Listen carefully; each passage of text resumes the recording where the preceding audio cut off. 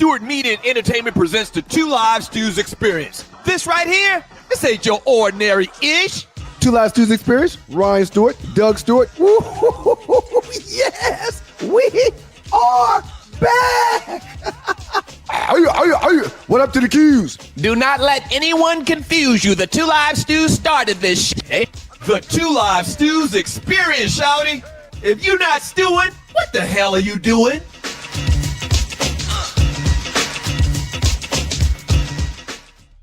Good morning, world.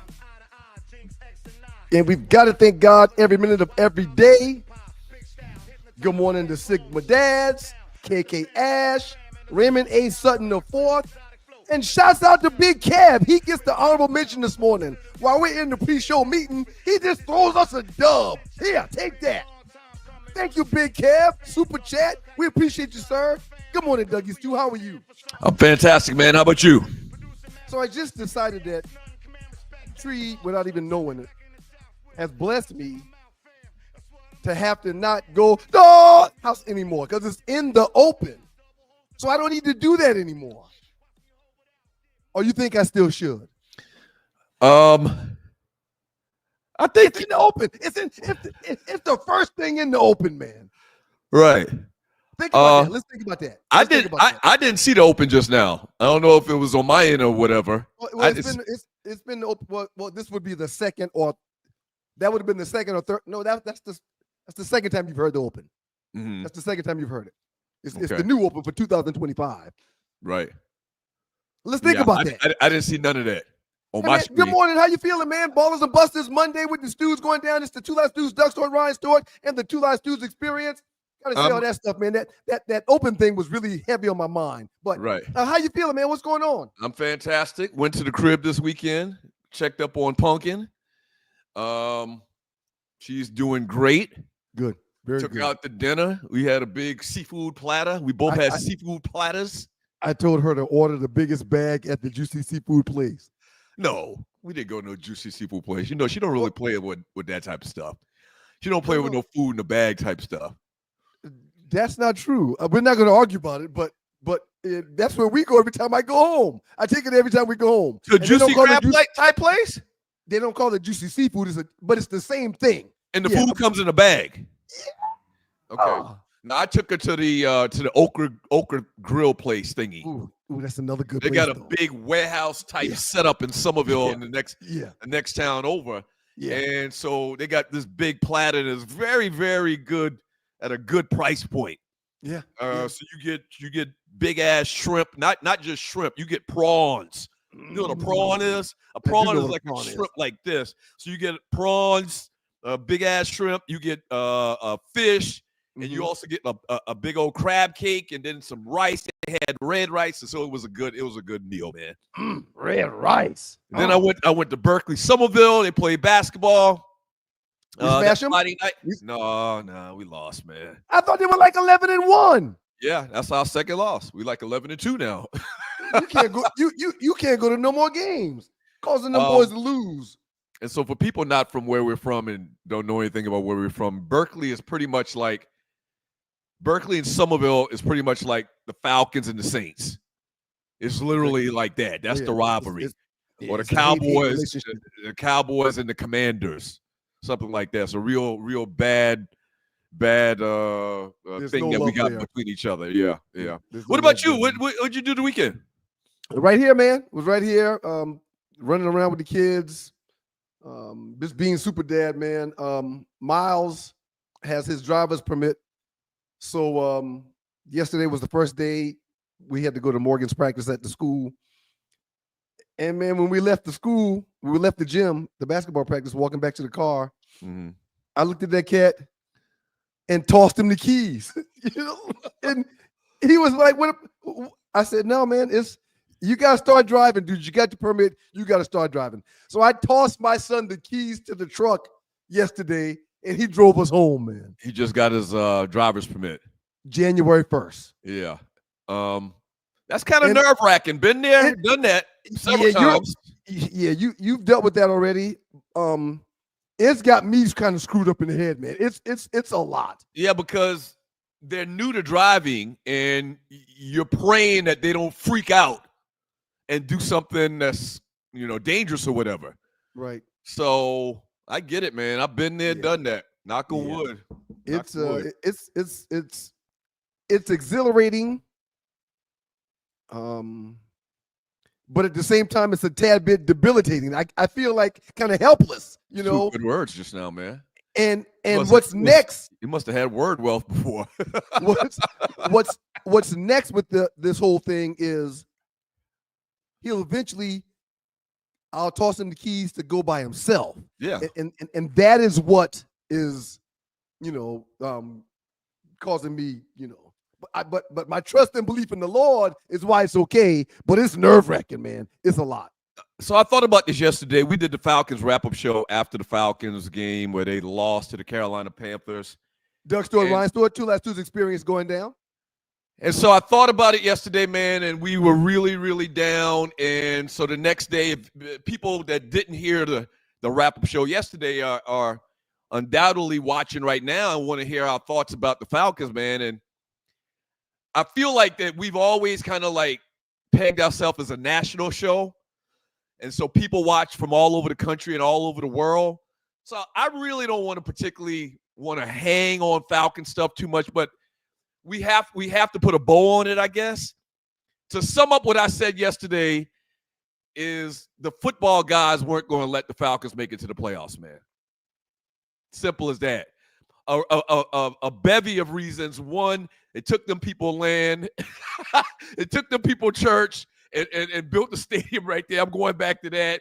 And then 2, man, the way that Kirk Cousins played and the way the whole Kirk Cousins saga happened in the 4-game stretch where he threw 9 interceptions, 1 touchdown, the Falcons didn't deserve to go to the playoffs and take that spot from somebody else that's more, deserving, like the Tampa Bay Buccaneers.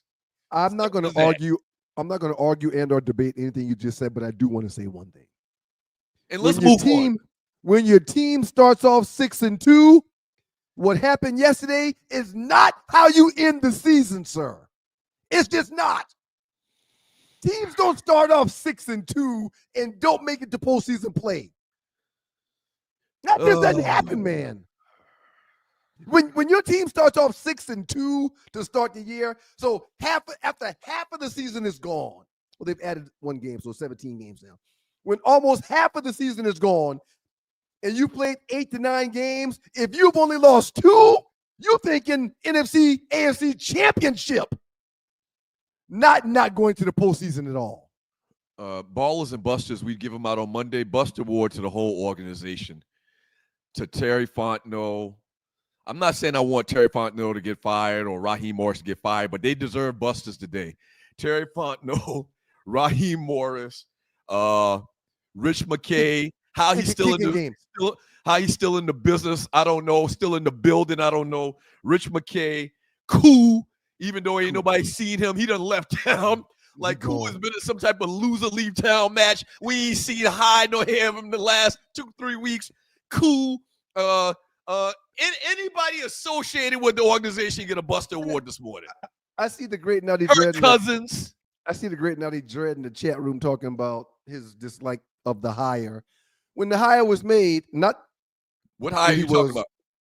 Raheem Morris. Not when he was granted the interim position, but when this particular hire for head coach was made. What were your thoughts?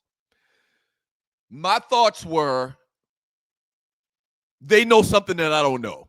Now, people, you have to remember, let's go back. He got a job. He got a spot as a head coach, one of the spots, the 32 spots in the league, coaching the Tampa Bay Buccaneers. That didn't work. Okay? Nope. So, and he was young. He may have been like one of the youngest head coaches ever at the time he got that job, right? I can't remember exactly. I don't know about ever, but he was young, yes. Point, that didn't work out. Got on the staff here, and the opportunity presented itself. Dan Quinn got fired. He got the interim spot. As Nadi said in our little pre-show meeting, they saw enough of him not to give him the job full time. Ran his ass up out of there quick. He goes out to where? San Diego? Was he in San Diego before he came out? I can't even remember where he was at. He's been a couple places. Well, he was in Washington, wasn't he? Wasn't he in Washington? Was he in San Diego, Nadi? Where was he at before he came to Atlanta? Jump on. Go ahead, jump on, Nadi. Yeah, he was out. He was a defensive coordinator with the Rams. With the Rams in LA, that's right. One of them LA teams. Thanks, Nadi. And I think the way this thing works, man, is they feel like that once you do one thing, that you're going to learn from your mistakes and you're going to get better. And so, in my mind, the organization thought, and I'm not saying this to say that it's wrong, that anything's wrong on where and when he was hired. What I'm saying is, I think this is how they're looking at it. They're looking at it like the Falcons looked at it as he got this great experience being the head coach at Tampa. He's gonna learn from that and not make the same mistakes. So he's gonna be better off from it. Then he goes out and he's the defensive coordinator for the Rams, and being part of the hierarchy of the team. He was an assistant head coach. He's going to learn from that. He's going to become better, and we're going to benefit from that. And they were a winning franchise out there also. And he's been around this winning franchise. He was around them when they won the Super Bowl. So he's going to benefit from all this experience he's gaining. And when we get him back, he's going to be the guy that we need. Real quick. I say this all the time, real quick. And maybe that's still the case. Maybe that's going to happen. Well, after hearing the news in New England about Mayo being fired, I started thinking this could really heat up the seat for Raheem Morris. It could really heat up the seat. I mean, I did a little studying, and I realized that there's been several coaches that look like us that have only been granted 1 year to have success in a franchise. Mm-hmm. So the reason why I don't think he will be fired is because he was the interim that was gone for a few years and brought back. So there's got to be something there for them to do that. But they pull the rug from underneath black folk feet all the time when they hold these positions, sir. Yeah. Now listen, would I be shocked if they call a press conference today and saying they fired him? I wouldn't be shocked. I would. I don't want that to happen. I don't think that should happen. But here's something you and kind of tying on to what I just said about the whole thing about him gaining experience, and they feel like when we get him, then he's going to be at that peak where he's going to start winning and be a great coach. And this is also something else I think goes on the psyche and the mind of GMs and owners. People always remember Belichick.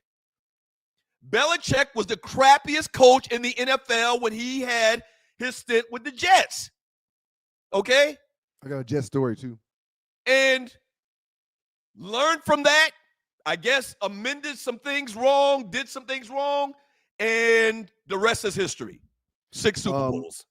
On Mondays in the National Football League, on Tuesdays in the National Football League, everybody's off, okay? When I was in the league, after I got cut my first time, when I was out for about 6 weeks, the Jets were one of the teams that brought me in for a workout. And let me back up. I said Jets, but I meant the Browns. You meant the Browns, but right. The Jets was one of the teams that brought me in for a workout. Right. Bill Belichick was on that staff. Bill Belichick is the guy that worked me out when I visited the New York Jets. Mm-hmm. And when I tell you it was the hardest workout out of all workouts in the history of workouts. What? And typically, they don't make you run 40s. They make you do a couple of drills. They've got the film. They already know who you are. I would think that's kind of like a formality. Like they got all this film. Why are they making you do combine drills? They want to make sure you're healthy. Okay. They want to make sure you're not injured. That they're not getting damaged goods. They're not getting a Kirk Cousins. Right. Okay? Bill Belichick worked me out as if I stole things out of his house an hour before coming there, and the cop said it was him. Right. We're not going to arrest him. You just work him out. He broke me off. And then they didn't sign me. But you're exactly right. I brought that story up because you're exactly right. When he was with the Browns, he was terrible. Horrible. And now he's hands down called one of the best coaches in the history of coaching. Well, I mean, his record says he's the greatest coach in pro football history. I mean, I'm not denying that, even though I'm not a fan and I think there was some cheating bastards. A lot of y'all say if you're not cheating, you're not trying. But yeah, the point is he had several different stops where he became Bill Belichick. Right. Well, he learned at each stop. Right. And I think that's kind of what's going on with Raheem. Like, he was so young when he got the opportunity in Tampa, and he's been with the Falcons. He probably's had 10 other position jobs. And then you add on top the coordinated jobs, and so they feel like kind of like Mike Brown. There's two things. One, these ninjas there's a couple ninjas know how to interview well. Mike Brown, we just talked about Mike Brown, the NBA, and Raheem Morris. Evidently, they know how to interview well. They know what to say. They know what somebody's told them what to say when they get in front of GMs and whoever's doing the interview, and it's done them very, very well. Can I share a story with you? Yeah. You said two things. Man. That was one thing. You said two things. So remember your second thing. And the second thing was just the fact that they've had all this experience. They got a resume. On their resume, they've been here, and they've done this. And people feel like they're going to get the best product at the end of the day. I think you mentioned resume and interviewing well.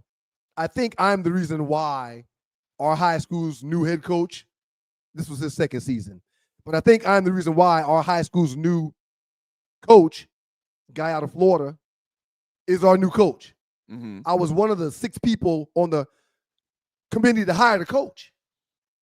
And during that interview, all of us sitting around the table with this coach, my turn to ask him a question. I said, Coach, hey, Coach, look, man, it's a random Thursday in November. What's your practice like?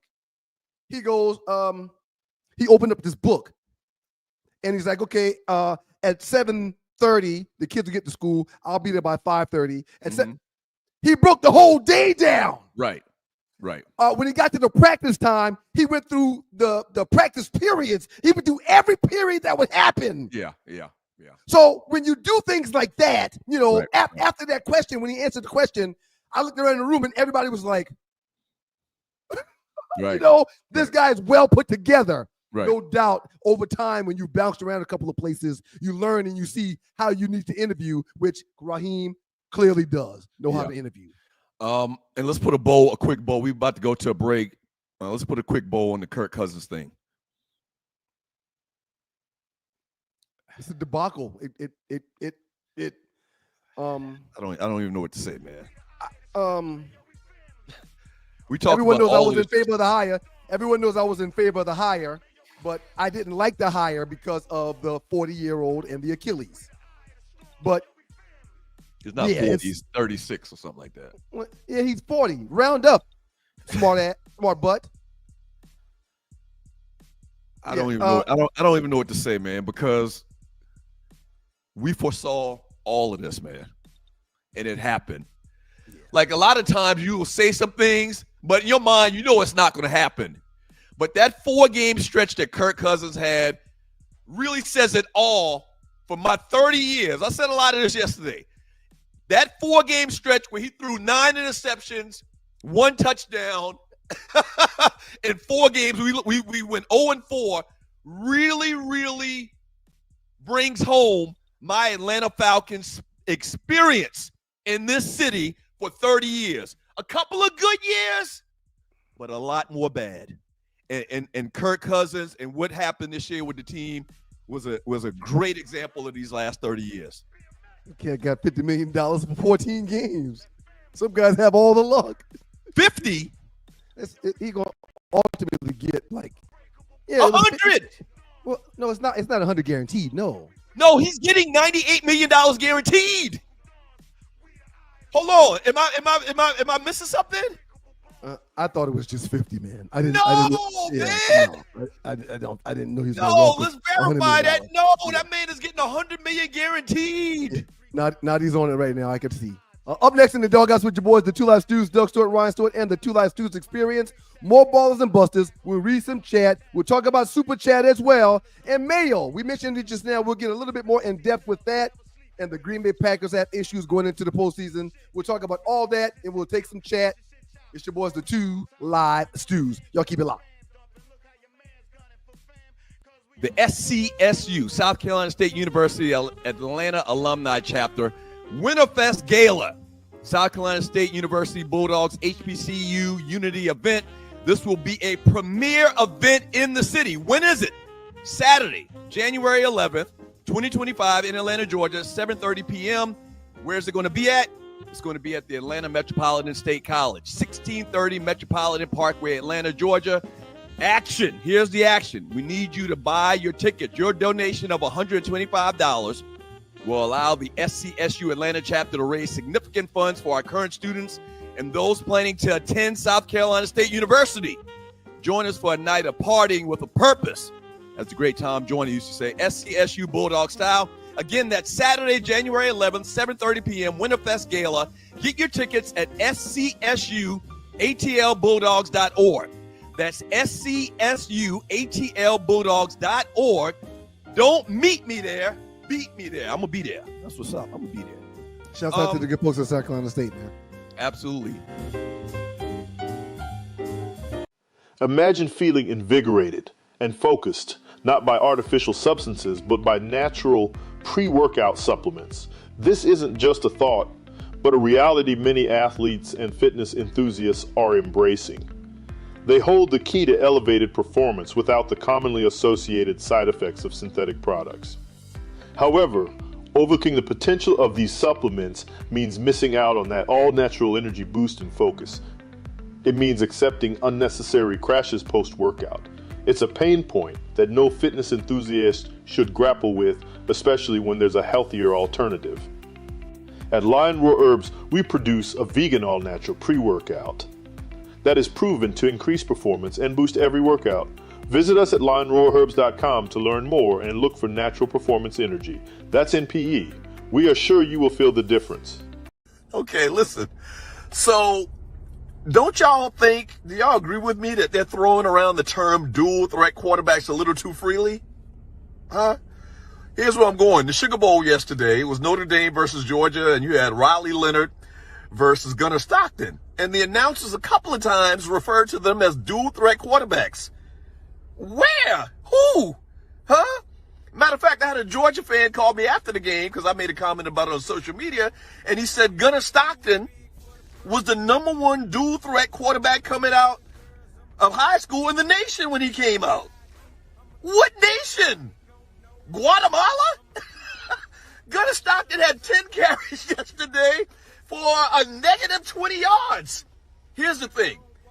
To get that term, that designation, dual threat, I think you have to have some semblance of, I don't know, Michael Vick, Cam Newton, or Lamar Jackson.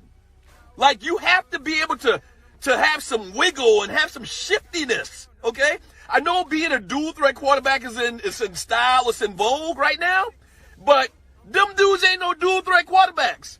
Do you agree with me or not? Okay? Just because you can run does not label you a dual threat quarterback. You're mobile, but you're no dual threat. What are your thoughts? Check out 2 Live Stews, youtube.com, Mondays and Thursdays. Them folk trying to change the narrative. Good morning, y'all. It's your boys, Doug Stewart, Ron Stewart, the 2 Live Stews, and the 2 Live Stews Experience. Thank y'all for joining. Good morning. Thank y'all for joining. Good morning. They trying to change the narrative, sir. First of all, I want to ask you, what are your thoughts? Just straight up. And then we'll get more into that, what you just said. For years, they've downplayed the significance of the athletic quarterback by calling black quarterbacks athletic quarterbacks. Right. So now dual threat was a bad thing. It used to be to have a negative connotation. They were calling them athletic quarterbacks. But now they've stopped calling that style of quarterback athletic, and now they're calling them dual because the few guys that they have that can do it, they have to highlight that now. And they're trying to package those guys along with the real, true dual threat quarterbacks. Now, for the record, that term is not. And we got to talk. We got to talk about Georgia getting waxed too by Notre Dame. You're watching the 2 Live Stews Experience. That term is not a black term. Dual No, threat. It's not. no. It's not. Steve Young would have been classified as a dual threat quarterback. Josh Allen is a dual threat quarterback.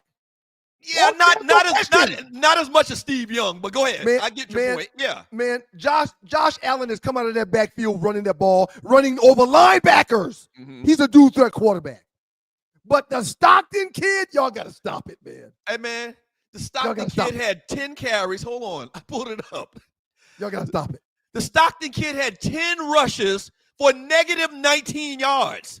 And they want to tag him dual threat. And you know, they only give you like, I think they give you a minute and a half to do those reels. And so I didn't even get into all of, how I don't even know how I determine who's dual threat and not. I kind of know, but I guess the best way I determine who's dual threat or not is by looking at them. It's the simple. I don't really have any. Hey, man. I don't really have any variables. I just can look at you and say, yeah, you a dual threat quarterback. No, you are not. Can you consistently get me 70 to 75 yards on the ground and throw for 225 to 250 or more? That's dual threat, period. Okay. Right. Okay, first is dual. So you have to be able to pass and run. So most everybody can pass. Most everybody can run. That's another thing. If you can run, but you can't take it to the house consistently. Like if you get an alley and there's no threat of you taking it to the house, you're not really dual threat. You're mobile. There's a lot of guys that are mobile. Okay. That's good. That's good. Mobile is one thing. Take it to the house like Mike Vick, Lamar Jackson at the drop of a dime is another. Right. That's dual threat. Hey, man, we're going to show some memes in a little while because we're going to do our last 48. And there's a meme in there about Lamar Jackson and his quarterback rating this season. And how significant it is. Sir, this kid from day one has done all of these things. Day one. Gunnar Stockton having a 100-yard game where I don't even know of him to rush for 100 yards, so I can't even give him that. You talking about in college or high school? In high school, I was going back to high school. And remember, here's one more. Remember what you're about to say. Here's the other tidbit about Gunnar Stockton. No offense to the young man. Yep. He's very highly thought of. He played 2A football at some school down in South Georgia. No offense to 2A and 1A. No. But if you're bigger than everybody else and you're playing 2A competition, that don't really count. Right. It don't really count. Right. As far as you being this great runner. If you're running over 160-pound defensive lineman, that don't count. Yeah, I agree. It is what it is. Yeah. Oh, your LB. I'm on the phone with your LB. Gunnar Stockton, Claude talk. Gunnar Stockton was the #1 dual threat in the country, bruh. Yeah. I'm like, bruh, do you really call that guy a dual threat quarterback? I do think Gunnar Stockton will be a damn good quarterback one day. Better than Jake Fromm. Better than Jake Fromm. I think he'll be a better player than the kid that won the 2 titles in Georgia. That's on the Rams bench right now because he allegedly keeps a ball in his hand. But I do think he'll be a good quarterback. But he's not one of them dudes that any name you call Lamar Jackson or Josh Allen, you can't put Gunnar Stockton in that group. No. Nah. You just can't. And Raleigh Leonard has that title too. I guess the big takeaway from that whole conversation, we got to move on, is that there's a couple different categories. There's definitely a mobile category, which a lot of quarterbacks are. Like most quarterbacks, if you make it to the NFL, you got some modicum of athleticism, right?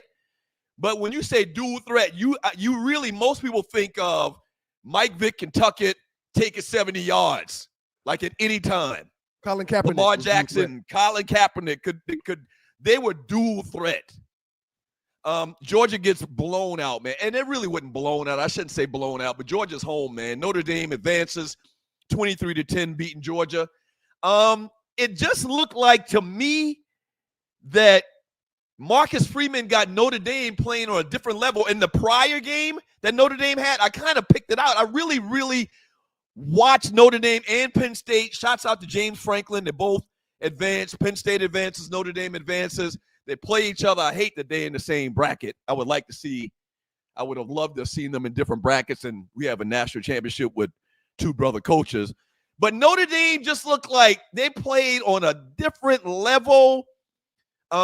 Georgia really didn't get a lot from Stockton, Gunnar Stockton. Georgia fans crying in their cereal, man. Sir, like I told my LB Claude, as you just mentioned, just like UGA and their recent history, they've been recruiting extremely well because they've won a couple of championships. Ever since Kirby's been there, they've had top 5 classes. Notre Dame has done that for decades, man. Mm-hmm. Notre Dame is one of the colleges that every little boy that plays football in high school wants to go to, even if he's never been to Indiana. Mm-hmm. Think about it, man. From Moncks Corner, South Carolina, my first official recruiting visit was where? Notre Dame. Yeah, that was big. I couldn't wait to get there because we've seen them on TV every weekend for the last 4 decades. They've always been on TV. They've always had their own TV contract. Mm-hmm. So we know Notre Dame, the Golden Dome. I say all that to say, offensive line and defensive line, they match Georgia. They weren't as heavy as Georgia's, but they match Georgia. Talent-wise, Notre Dame is a school that is deep. 2-3 players deep every year. When I realized that Stockton was going to be the quarterback that was starting in this Notre Dame game, I knew they would lose because it was his first start. Mm-hmm. They got after him now. It was his first start, and they lit his behind up. They had blitzers coming at him every single snap almost, and it was too much for him, man. So that was an easy one to call. Okay, I think if Beck was healthy, that game would have been a little bit different if it was the good Beck. But I knew Stockton wasn't going to win that game, man. Right. I knew that. We did mention talking about the Mayo thing here again real quick. You want to go back over that for a second? He gets fired after 1 year. Your thoughts on Gerard Mayo being fired in New England after 1 season? Well, this has happened a lot. I'm not going to say a lot, but this has happened to the point where I would say it's not anything big. It's not something that hadn't happened before. Pats fired Mayo after lone season. Mayo was the first Pats coach to be fired one and done since 1990 when they did the same thing to a coach called Rod Rust, who started off 1-15. Mm-hmm. I obviously I hate it because I want to see the brother excel and do well. And it seemed like they were so hyped up on him when they made him the hire. They loved him so much as a player, and he was that Patriot type player when he played in the league. And it just seems weird. And now part of the reason, and I'm reading this morning, part of the reason is he got fired because he took them from the first pick in the draft and them winning that game yesterday. You do know they went from first to fourth. And so there's these rumors going around right now that he get fired because he won a game? Because he won the game, this game yesterday, as opposed to just laying down and putting in substitutions where they would lose and keep that number 1 spot. They go from the first pick in the draft to the 4th pick in the draft. Like he didn't, he missed the message. Dude. Well, that would be a conversation that they literally have if they want him to lose that game. And they're not going to tell him to lose the game, but they're going to say something like, having an opportunity as Shador and Cam Ward would be great. Right. This Travis Hunter kid, he's probably only going to be there the first, second, or third pick. If we win one of those picks, that would be a good situation for us. Yeah. What do you think about that, Gerard? Right. So the fact that he gets fired after 1 year, man, it's real shitty. It is.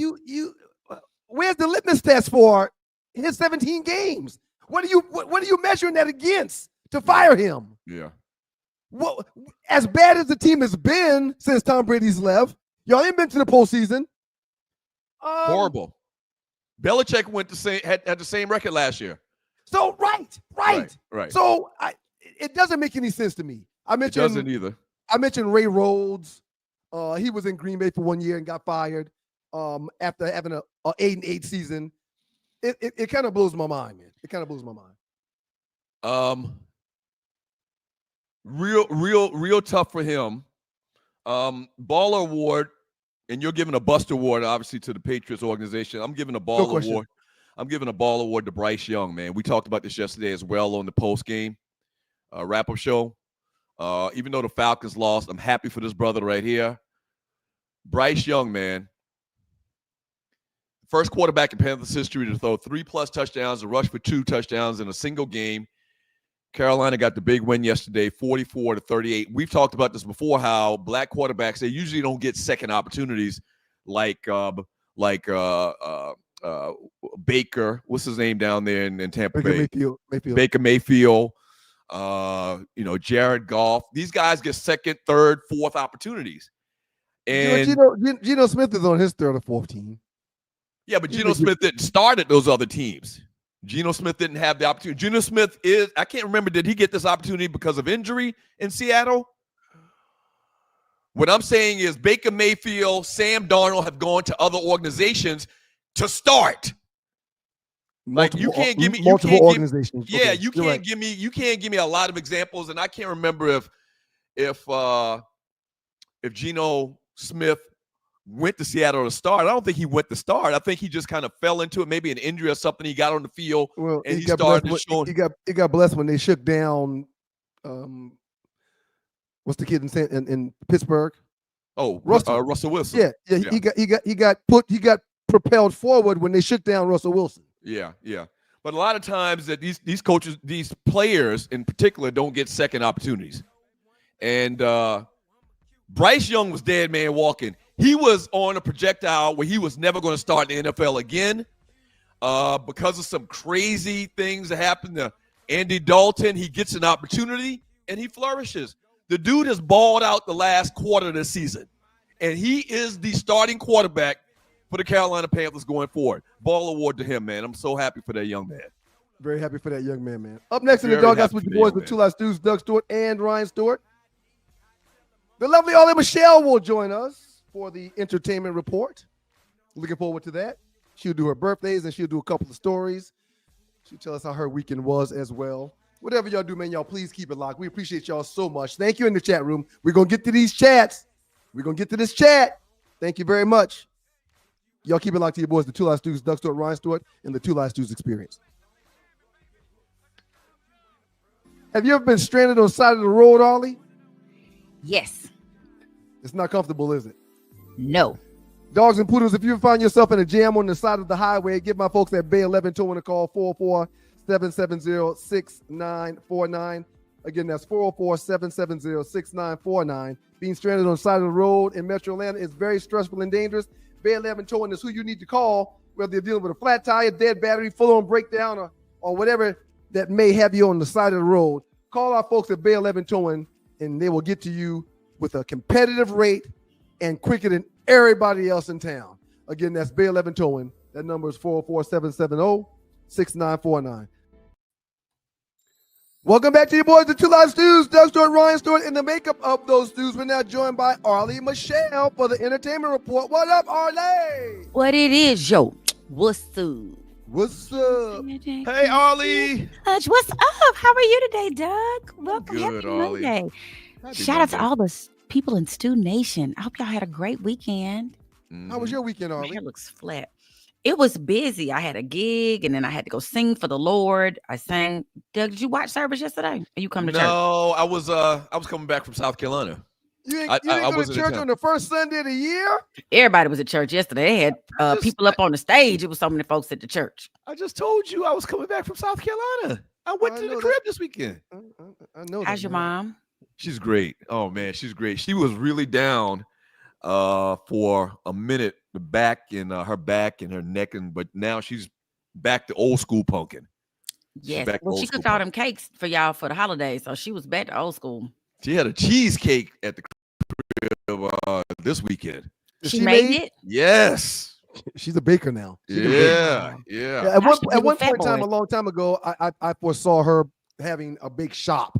I really did, because it's so good. I mean, it's a bunch of things, cookies, cakes, pies. It's a bunch of things that are really good when she makes it. Yeah, absolutely. She's amazing. What's the best thing she makes? Why y'all not little fat boys? That's my other question. That pound cake. She's made, and this is no exaggeration, every holiday season she makes between 30 and 50-pound cakes and gives them out to people in our town. This is every year for the last 40 years. Every year for the last 40. Oh yeah. That's her thing. That's what she does. She just gives out pound cakes.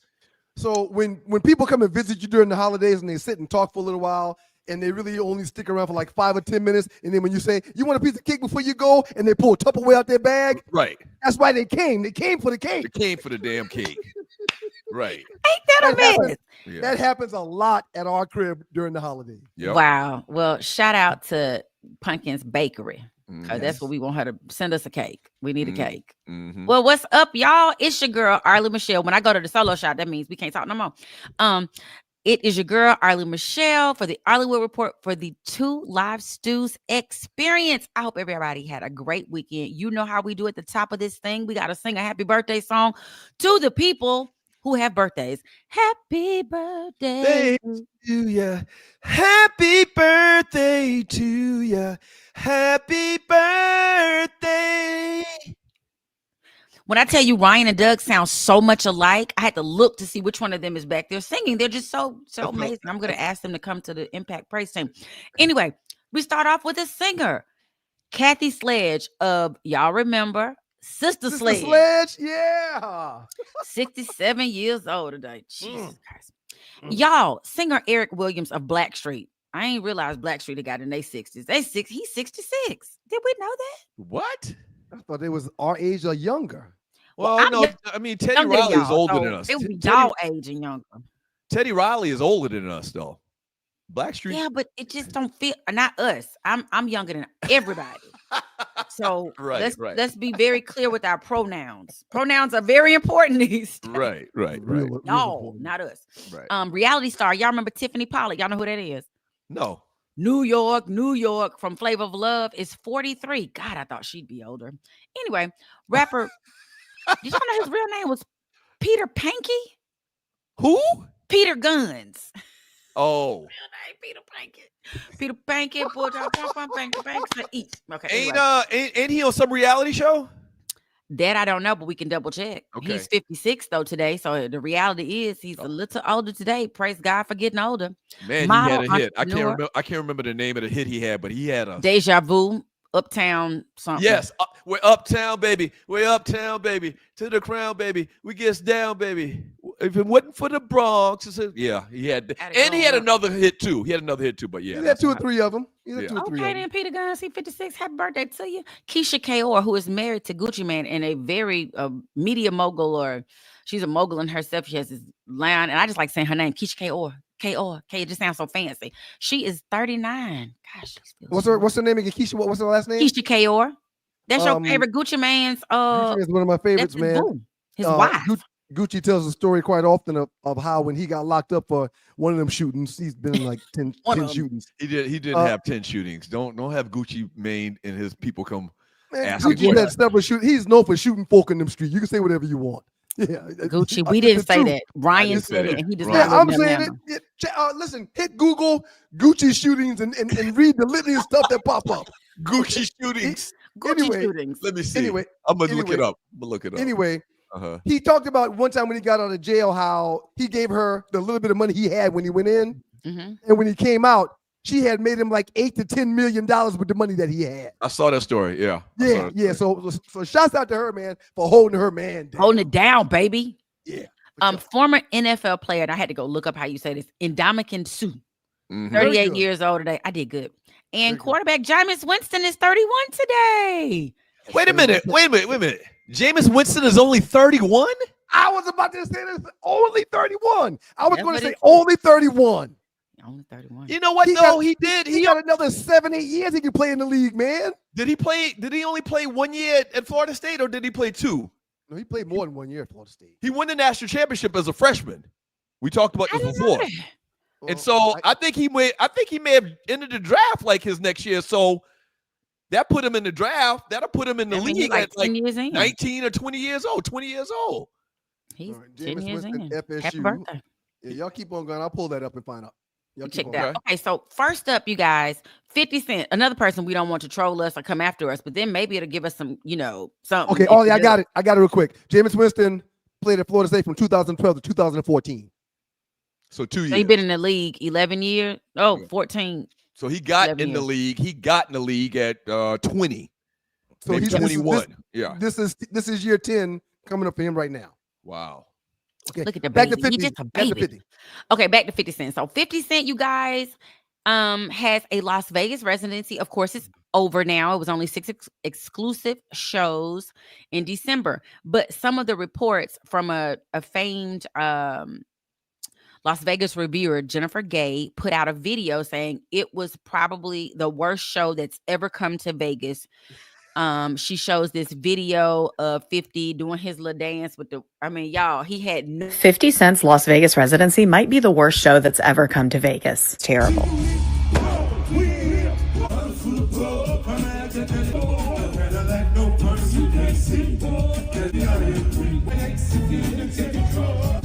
It's your birthday. We gon' party like it's the majesty. I'm the love that's making you. You said you were gangster, but you never popped. So you can get to know the dogs. This what you gotta do right now. Hey man, 50 got a bunch of hits, man. I mean, 50 got a bunch of hits. Yeah, but they want a performance out there. That's true. This is his only move, looks like. It looks like this is his only move. He did have a rock side. He didn't even switch hands on the mic. He didn't do nothing. He said, y'all gonna get this. So then it made me think, and I was like, this will probably be a good conversation. Tree would probably agree with me on this. If you see a man who can't dance, are there some concerns? Are there some concerns on a man? Well, first of all, we're not the ones you should ask this question to. That's what I said. What are you getting at? This will be a treat. See, he talking all this jump, but then I started thinking a whole different thing. Like, 50, he ain't got no moves. Oh, I see what you're saying. Well, I see what you're saying. Okay, I see what you're saying. Right, that's a you and Tree conversation. 50 Cent's Las Vegas residency might be the worst show that's ever come to Vegas. Terrible.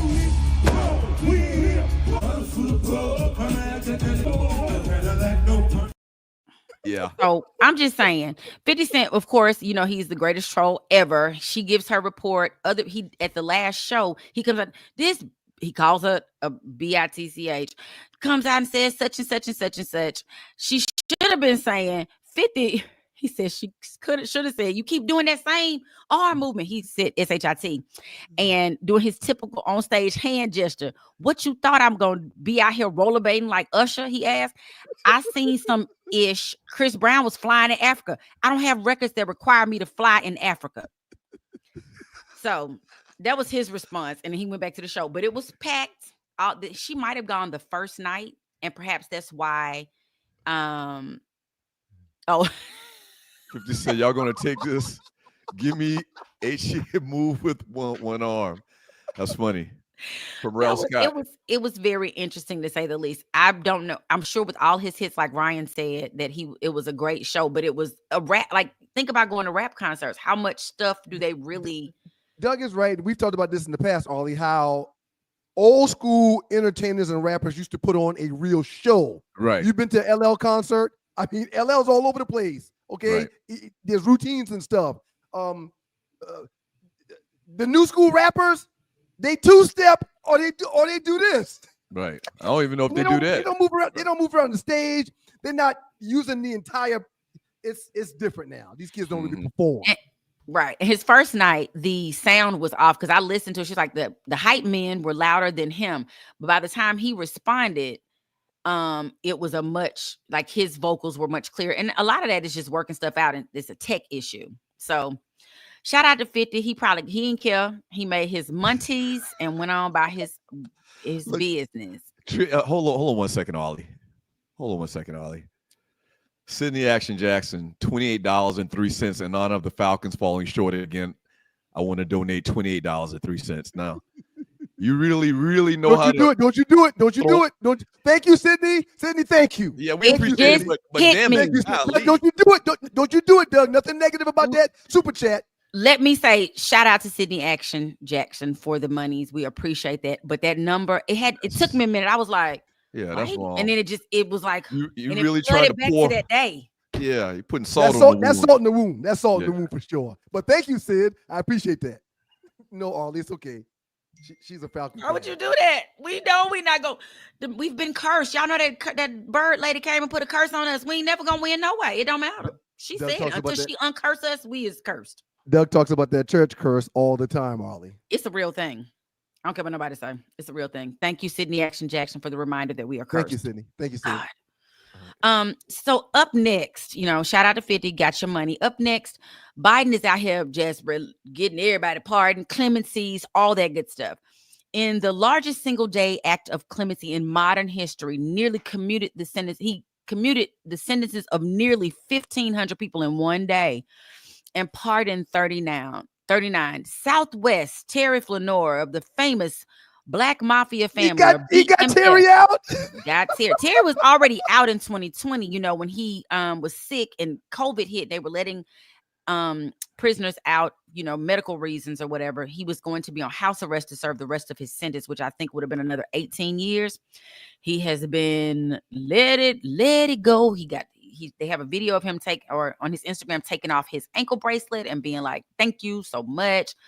So for those who don't know, clemency is defined as an act of leniency or disposition to be merciful. But as a broad legal term, the word includes pardon, commutation of the sentence, reprieve, or remission of fines and forfeitures. So clemency, when they say it has a big umbrella that has those separate things under it. So he received what I believe was a pardon, which means it's gone. I have to double check if it was just clemency, like we gonna commute your sentence, or if it was a pardon all together. We're gonna strike it off from the record. It's gone. You're clean. Yes, you're clean and clear. Wow. It was probably you guys. Just clemency. And his brother, Big Meech, has not happened for him, but he was already out at a halfway house in Miami, maybe the top of this year. So as long as he stays straight, they might be back out. I'm running them streets. Wow. So I have a question for y'all. When it comes to these presidents on their way out, pardoning folks and giving folks clemency, as you just mentioned, what determines that? I mean, we knew what Meech and Terry was doing in these streets. What allows them to say, "I'm gonna let you go"? I didn't know nothing. Let me just make that clear. I didn't know nothing. I just thought they was having a good time. Well, there's a TV series about it. Have you watched it? Yeah. But TV, Well, I'm just talking about that. If okay. They did those things. Gotcha. Then how can they get pardoned? Allegedly. Why would they get pardoned is the question. I'm not trying. Well, y'all doing too much. Because a lot of it, you doing too much. Well, a lot of it is they look at how you've been since you were arrested, like how you've acted while you were in jail. Like one man got pardoned. He was 72 years old, received a commuted sentence, not pardon, because of it was whatever the crime was, and they felt like he had been out.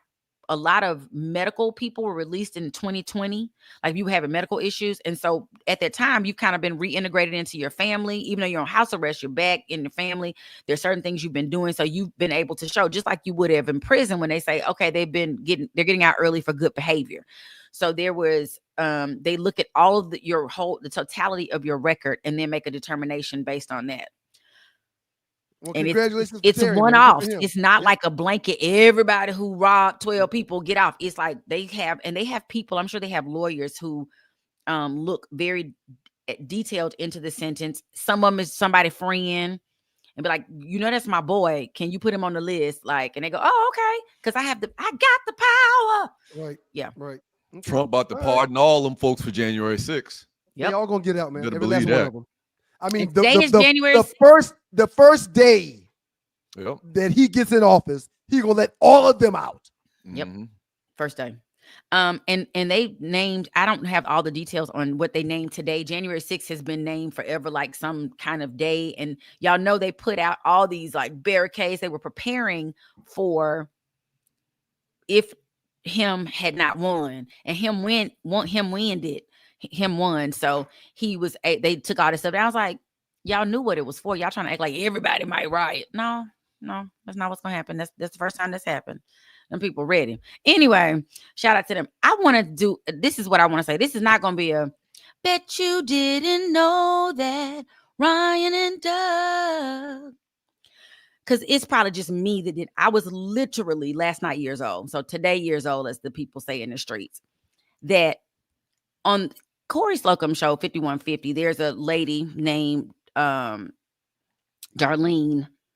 Ortiz. Now, okay, so first of all, let me go back. Ice-T got in a little dust up with a police officer. I don't know if y'all saw the body cam footage. He was trying to go get his car, his license, because it expired in 2021, his tag. He was in a nice little Porsche. The police pull him over. Well, he's just trying to say, sir, it's right there. I'll park my car. I'll walk over there. You don't have to do anything. You can give me a ticket if you want to, but I just need to go. I'm trying to get it straight. And who is this? Ice Cube? Ice-T. Ice-T. Okay. 2021. Mm-hmm. This was just the other day. This was like the 3rd. So he's trying to go get it. Well, that made me go down a rabbit hole.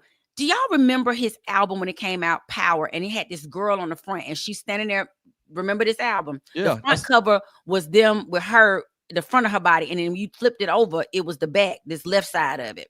Yeah, that was his wife at one point. Yes. Did y'all know that's the same girl that's on Corey Holcomb's 5150 show? No, I did not. So I am not the only one. I was like, what? Because when you type in her name, it pulls up Ice-T. And I'm like, why they pull it up? He married to Coco with the big boobs, who was a flat pancake girl. And then she became a balloon. Like she just was whoop, whoop. Everything had something blown up. This is the same woman. To look her up, she does not look the same. Let me just I mean, that album cover was 40 years ago. So well, I still look the same, even though I'm only 35. I mean, wow, I'm looking at it right now. Same chick. Then it goes and it has stories all over YouTube about how, she because I didn't know that LL Cool J had a line about her in his rap that was very suggestive of them having cheated together, and it just got woo. And she admits she cheated. She didn't say it was with LL Cool J though. But wow, how about we today years old, all three of us. Darlene Fine. Right. Oh, Darlene was super, super fine in that album cover back in the day. Oh my God. Like you said, that's 40 years ago, man. That was the next level. But yeah, that was 40 years ago. Exactly. So that's where when I went down the rabbit hole, and then I went back and I watched her do like her segment on the show, and I was like, oh my God, that is the same woman. Because I kept wondering who she was. I don't watch his show. She still looks good. The Black Diamond. Ain't taking nothing from her. She just so covered up on there that I never would have imagined. You always feel like, because like when I'm in my 60s, y'all think I'm like, that girl need to take that off. Where's she going? Where is she going with that on? They're going to say that. They're going to need to say all that, like, or they're going to say, oh my God, I would have never guessed you were 60. That's the whole intention. You're not going to dress like a quote unquote 60-year-old when you get 60. Oh no.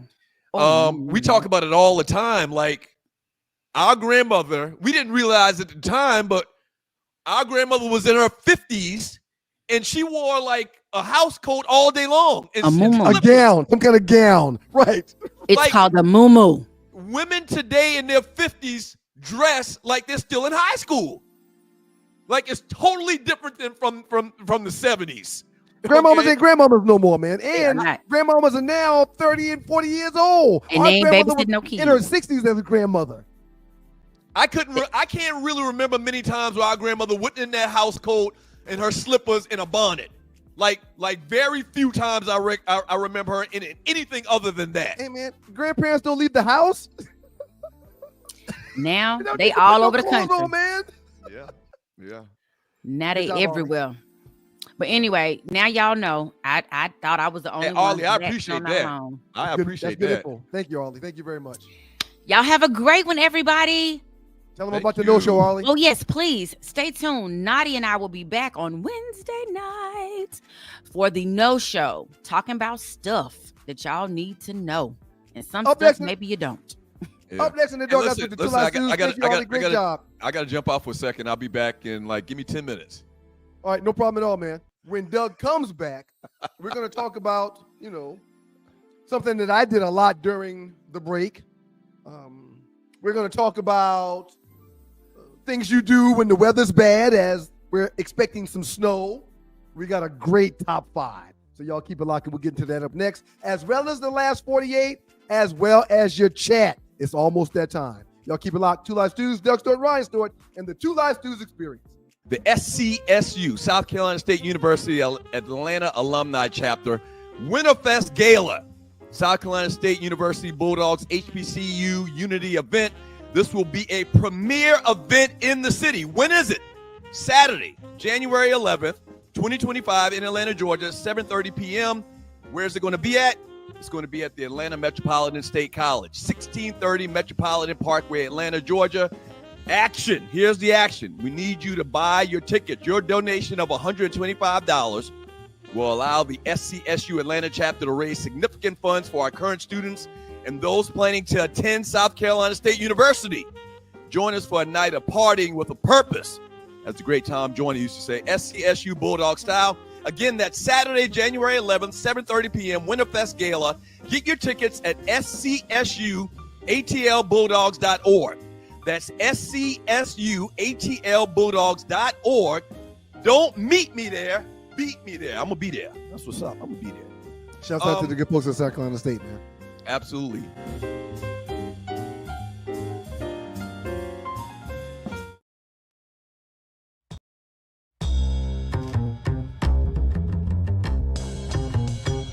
When you know what to do with what you got, you can do more with it.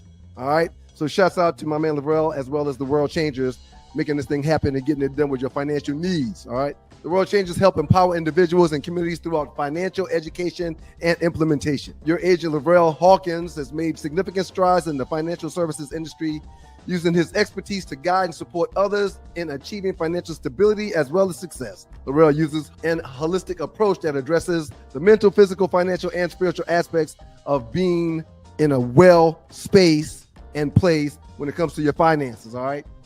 Y'all give them a call, 919-764-4626. That's 919-764-4626. The World Changes Financials and Lavrell are dedicated to empowering you and your communities through financial education and implementation. 919-764-4626.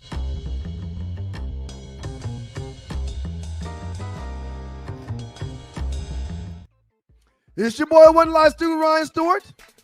As Doug Stewart is going away, and this is your Two Live Stews. Good morning. Good Monday morning. It is the Two Live Stews experience, and we're happy that you are here with us. Everybody in the chat room, man, we'll read some chat here shortly. I'm going to ask Tree to bring all the in for a quick second while Doug is gone. Appreciate everybody's super chat. Thank you all so very much. Y'all just made me Google Darlene, okay? And Darlene can still get it. Oh, yeah. Let me just be very clear to all of the people, all the dogs and poodles out there. She is gorgeous. I just never associated. She was so like, she was so in your face with the sexuality. When I see her, I've seen just clips of that show. She dressed like me. I mean, she got on like the turtleneck. I mean, she just an oversized stuff, but she's still fine now. Yeah, she's still fine. Don't get it twisted. I wanted to get an update on Trey. We hadn't talked about that in a while on the show, and then I'll let you go on and do what you're planning on doing. How's Trey doing? Trey, shout out to everybody who's praying for my baby. He is doing much better. He still does not have use of his left arm. However, then people want him back at their job, and they have modified it in such a way they say that he can come back today. Today, he is supposed to go back to work. And it modified less hours, just kind of, he probably won't go back to his regular like job until probably March or April, because he's going to have to do some physical therapy and occupational therapy to get the use of his left arm. And we'll find out next Tuesday if he'll have to have a shoulder surgery. Well, we're praying for the best. Very happy that things are on the uptick. Yes, absolutely. I'm very happy that you got to spend some time with him during the holiday, man. Oh, y'all don't know how good it felt. And he was and it encouraged him to want to come home. So we don't need to go any deeper than that. Yeah, I know you. I don't even care what y'all had to say. I want my baby. Right. He don't live in my house. He could go home in the state. Well, and before I let you go, Ollie, I bet your holiday was really, really special because of the situation. Things was really messy for a while. So I'm very happy. I'm very happy that dude is doing a whole lot better, and happy that you're in a better place as well. Thank you, Ollie Michelle. Thank you, Ollie. It's your boy, One Live Stew, Ryan Stewart, Doug Stewart, the makeup of those Two Live Stews, and this is the Two Live Stews experience. I got a problem, and I want to bring the Naughty Dread in for this, if you don't mind, Tree. Player. Good morning, Dread. How are you, man? What's happening, man? Same suit, just reheated. How much football did you watch this past weekend, college and NFL? I watched a bit. Okay. I watched a chunk of it. Nadi, what am I missing with this new analytical style coach that's coaching these programs, NFL and college? These coaches will go for it on 4th and 5th on their 35-yard line. These coaches will go for it on when they're down by 2 points and they're on their 3-yard line. Instead of taking a field goal to go up by 1, they'll go for the touchdown. I'm confused about what and why this is happening in sports right now. Can you elaborate a little bit? It's happening because it should have been happening a long time ago. We watched football games 20, 30 years ago where you were in prime position to go for it and you punt the ball because the rule was to punt the ball. The coaches had no personality. They just went with the rule. If it's 4th and 1, if it's 4th and inches, even though I'm at my own 45-yard line or I'm at the 50, the analytics work here. Chances are you're gonna get it. They're costing these coaches games.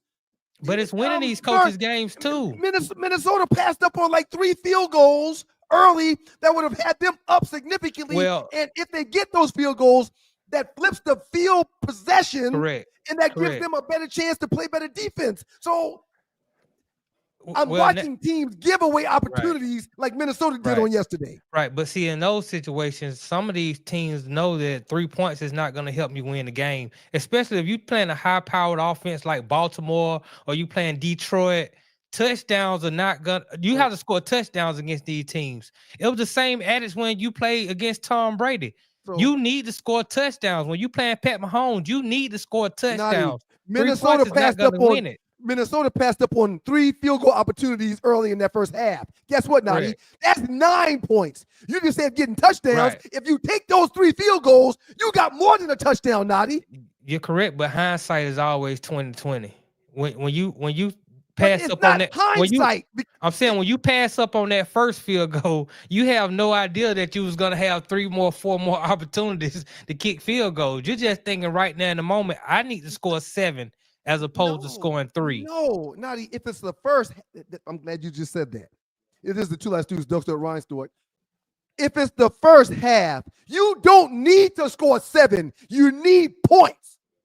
I agree. You gotta have points to win these games. And if you think you can only get points by scoring touchdowns, you're not going to be successful at the end of the game with 4 quarters. In the first and second quarter, there's no way for you to pass up on points. I 100% understand where you're coming from, but when you got a team like Detroit that's putting up 40 points a week, you're looking at it like, how many times do I got to score 3 to get 40? As opposed to how many times I got to score 7 to get 40. So you're trying to score 7 every time because you're under the belief that I got to score 35 to 40 points just to compete with this team. So listen to what I'm saying.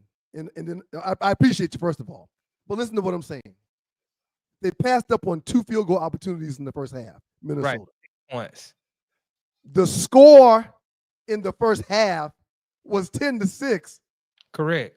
So if you take those field goals, the score will probably be different. But for a fact, if you take those field goals, you have more than 6 points at halftime. And if the score was 6, you probably go in winning if you take 2 field goals in the first half. So you know what happened there? Nadi, the points add up is the point. You're correct. What happened there is that he underestimated how well his defense would play. He didn't think his defense was going to play well enough to hold Detroit to 10 points. He figured my defense is probably going to give up 21 points at the half. So I need to score these touchdowns. But his defense played better than he suspected they would play. And sometimes you roll the dice like that. I mean. So instead of what is happening at the current moment, you're thinking about a Lions team that has scored 30-plus points multiple times. Not a team that in the first half right now only has 3, only has 7. You're thinking about the team that scored 20 in the first half. But in this first half, they've only got 3, they've only got 6. Take the points. If you keep taking the points, when there's opportunities to get points, they end up adding up to be touchdowns or even more. There are a lot of teams that do take the points. but a lot of those teams are sitting at home and not going to the playoffs. So, I like the aggressive nature of these coaches. It makes the games much more exciting and entertaining to me. So I'm glad they're not as manila and vanilla as they were 20, 30 years ago, where you take the field goal every time, where you punt it every time. The fans like it when you show enough kahunas to go for it. Shouts out to T Nice, man. I agree with Ryan. They were playing good D early. They would have been in the lead 12-10 at half, and that's a different ball game if you go in at halftime up 2 points. You can take a couple field goals, and now you find yourself up more than 2 points. You're right. It backfired on them. You're correct. Donnie, that's my point. It's been backfiring on a lot of them in the NFL and in college for the last couple of years since the analytics became so important. But it's been working out for a lot of them too. So okay. I mean, you win some, you lose some. I'll give you that. I appreciate you, Dredd. Two Live Stews, Doug Stewart, Ryan Stewart, the makeup of those Two Live Stews. Shout out to my man, who's this? Julian James. Thank you, Julian. Super chat number 999. Wish I could go to another Two Live Stews AFC NFC party. I miss those days. Julian James, we miss those days too. And prayerfully, okay, welcome back, Doug. Good to see you. Yes, sir. Prayerfully, Julian James. Doug, please give Julian James a shout out. While you were going, he gave us $10. Shouts out to Julian James, $9.99. $9.99. Even though he's a Knicks fan. Well, so am I. In the future, Doug and I have plans on doing more things such as NFC and AFC get-togethers, but we gotta keep the super chat coming in and popping to make those things a reality. Absolutely. All right, so last 48, the biggest memes in the Two Live Stews Facebook chat group in the last 48 hours. One of my favorite parts of the show.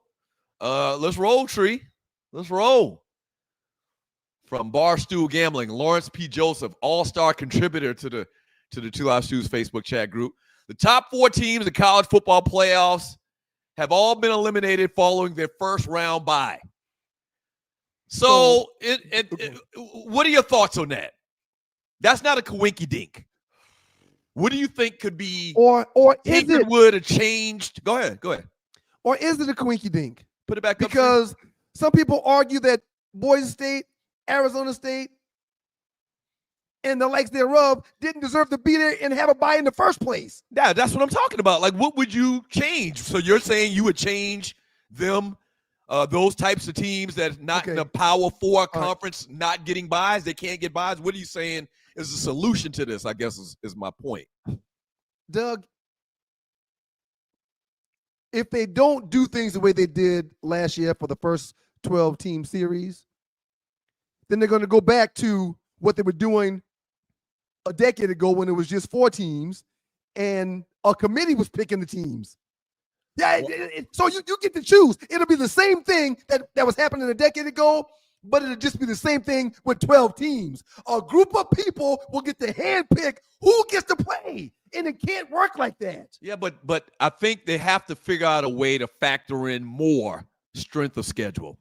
That's the only thing they have to do. Okay, so you want it to go back to the computer base. So you want the computer to make the decision. Hold on. No, what I'm saying is maybe they should do like a point system, and then you get a final average. Like, you get points if you win your conference. You get points based on your schedule strength. And then you get an average. And based on that average is where you get seeded. Like, Boise shouldn't get a bye. And they're in that crappy conference. But they won their conference. But their conference is crappy. And they played. And they played D1 ball. And they won their conference. Yeah, Ryan. You just can't overlook them when it comes to playing for everything as if they're not somebody. They are somebody. You're not listening, man.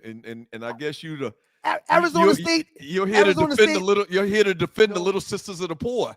Arizona State is somebody. They won their conference. You can't tell me that because they're scheduled. I didn't really say anything about Arizona State. I'm talking in particular about Boise. Put the meme back up one more time, Tree. But it was 4 teams that lost though, Doug. Yeah. All 4 of them are in the same boat as Boise. Yeah.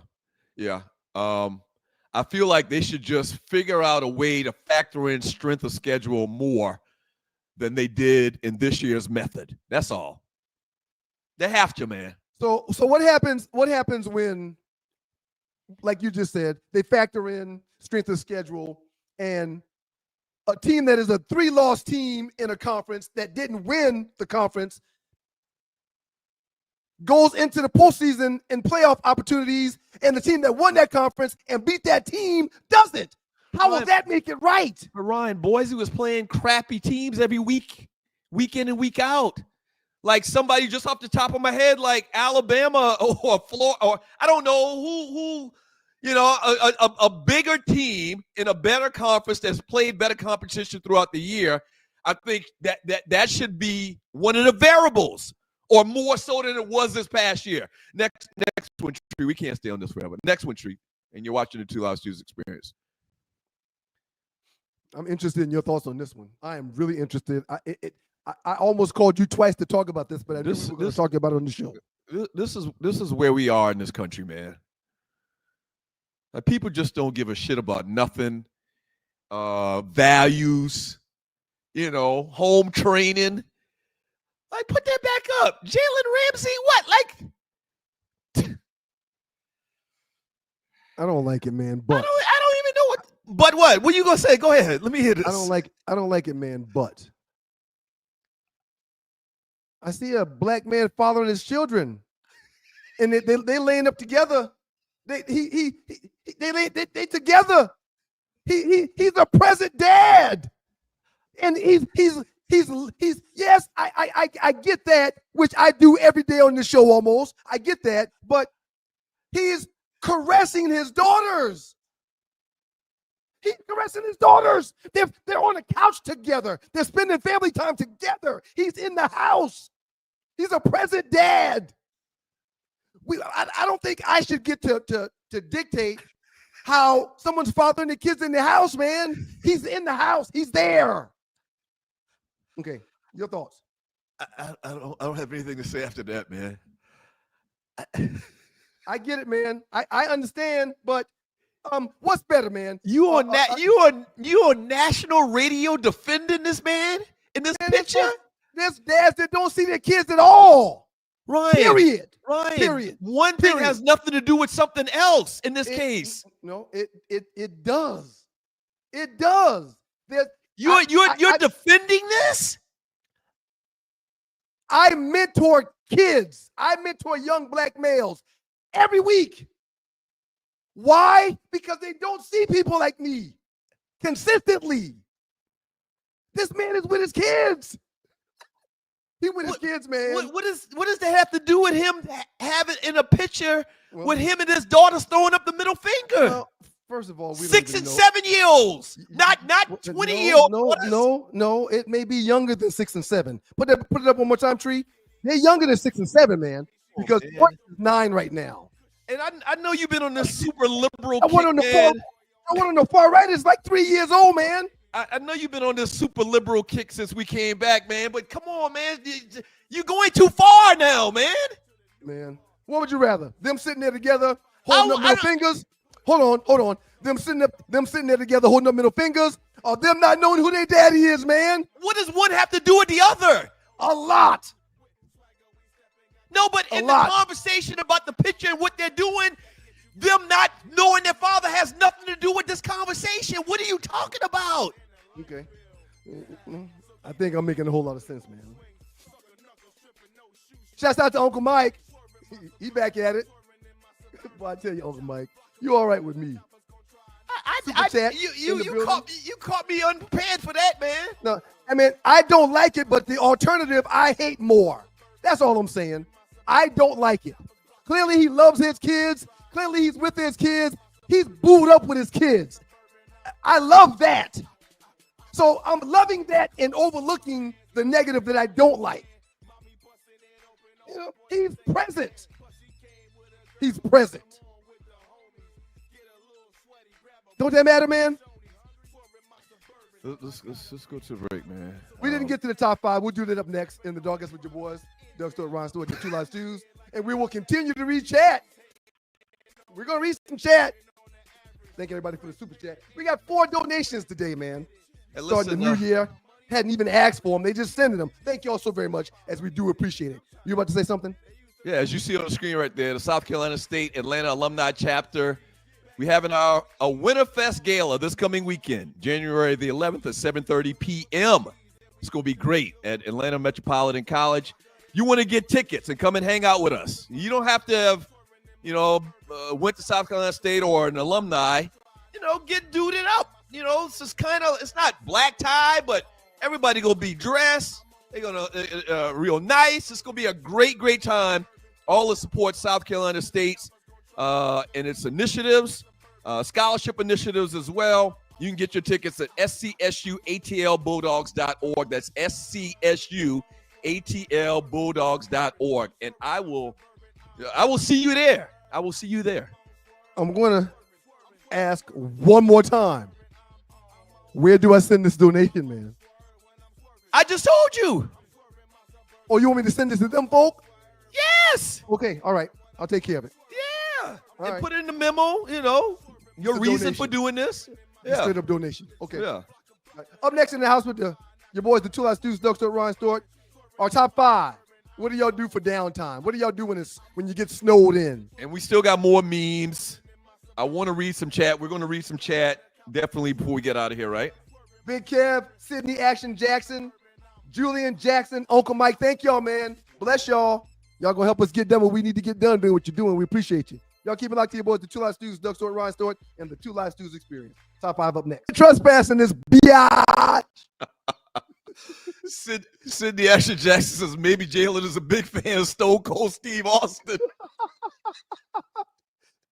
Yeah. I don't want to keep debating that. And welcome back to your boys, the Two Live Stews, Doug Stewart, Ryan Stewart, the Two Live Stews Experience. Let's move on, man. I don't want to keep debating that, man.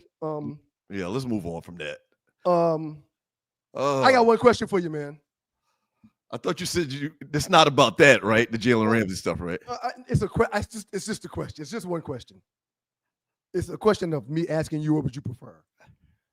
Never seen your dad, but seen your dad every day, and he does this. What would you prefer? But what does one have to do with the other? Why would you even bring that comparison up? It's a question. No, but the question is silly based on the conversation. Okay, yeah. The question is silly, but are you going to answer it? No. Okay. I don't want to answer that because it kind of demeans because the whole you point. know the answer. Because you know the answer. That's why you won't answer, because you know the answer. Okay. Ryan, what does one have to do with the other is what I'm asking you. It's just a question. They ain't got nothing to do with each other. It's a question. You choose one. This one or that one. All right, so let's do the top 5. Nope. She wants to finish the last 48. Okay, we're gonna finish some last 48. And you're watching the Two Live Stews Experience. Good morning, everybody. There's a rundown. Not that we're following the rundown, but there's a rundown. This from Damian Pearson. I believe that's how you pronounce his name. He's a constant contributor. Thank you. I bet it's Damon, but his parents tried to get funky with it. I bet it's Damon. I hope not. It better not be no damn Damon. I bet it's Damon. Man, it better not be no Damon. All right, go ahead, man. Go ahead. You see what's going on here, man. Yeah. That's what was the character's name in Black Panther? I can't even remember right now. Killmonger. Killmonger. Golly, I don't believe I couldn't think of that. Yeah. Killmonger. Is this your king? They're Notre Dame, and Georgia's the Black Panther after Killmonger, like, punch him in the stomach. Hey, man, you Georgia fans that's in the chat, why y'all think every year y'all just go win the national championship? I know you've had a remarkable run. It's a remarkable run. But every year, for the last 30 years, y'all swear y'all supposed to win it every year. I think that's pretty much the sentiment from every big state school that has had success in college football. So, like Clemson people think they're gonna win it every year too. Right. We're from South Carolina. We know that. Right. And between when Dabble and the Clemson Tigers won their first championship with Deshaun Watson, I believe. Yep. They hadn't won a championship since 1980. 81. And so I think it's the same. Like, I bet you that fans of Florida State, Oklahoma, Miami, well, maybe not Miami. Well, and I'm talking about the state public school, a big state public school. Oh, okay. I think those schools believe that they got a shot to win it every year. Well, shame on Georgia. Shame on Georgia. All right, next one, Tree. You're watching the Two Live Shoes Experience. This was a tough one, Doug. Yeah, I got to buy out of this one. This was a tough one. No. Let's just move on. Let's just say Rakim is who we pick out of all three of those guys, all four of those guys. That was next a good one, man. I hate those. That was a good one. Yeah, that was a good one. That was unbelievable. That's a tough one, man. All right, now we head into top five. So top five is the top 5 things. We have a little competition. Right now, I am up 6-2. Is it 6-2 or 6-3? 4-3. You up 4-3, man. It's not no 4. That's a damn lie. I am up. I believe 6-3. If there's a problem with these records, we're gonna have a situation. We'll verify that. We'll verify that here in a second. I mean, call my lawyer. So we just pick whatever topic, and we have a top 5, and we actually have a vote in the Two Live Stews Facebook chat group on which list you like best. Today's category is the top 5 board games of all times. And how do we get this top 5, sir? Well, for the last 2 weeks, if we weren't traveling, we were in the house.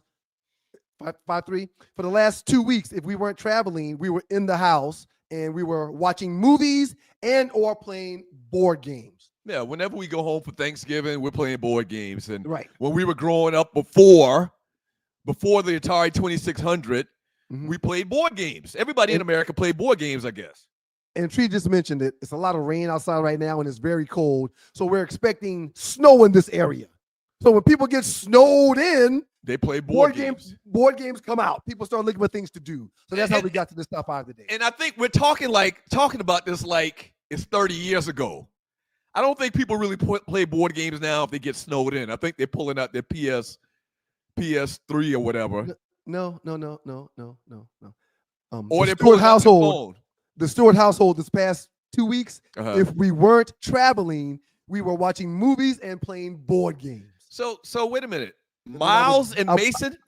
I would use the dog to go outside for smoke breaks from time to time. But so wait, my nephews, Miles and Mason, didn't fight you tooth and nail to play on their iPads and their video games and their virtual stuff? They didn't fight you not to do that as opposed to a board game? I've learned how to set it up to where they wouldn't fight that. Y'all can game for a couple hours, and then when we get done with dinner, after the kitchen is clean, we're all gonna sit down at the table and play a board game. So when you present it like that, they don't think about, oh, this is time I could be playing my game. They just think about it as, oh, we're about to have some family time. Okay, so great. You go ahead and give your top 5 lists first. Since I'm the champ, I'm up 5-3. You go ahead and give your list first. Top 5 board games. When it comes to top 5 board games, I kept it really simple, man. Number 5, straight checkers. Every kid grew up playing checkers. Everyone understands how to play checkers, and I'm not about to let you tell me that checkers is not a board game. Number 4, chess. Listen, I used to be one of the best at it. Hadn't played in a while, so you're probably better now. But chess is a thinking man's game, and it's truly the game of life. So it's bigger than just being a board game. It's chess. Now, number 3, taboo. You know you lost this one already, right? How? Why?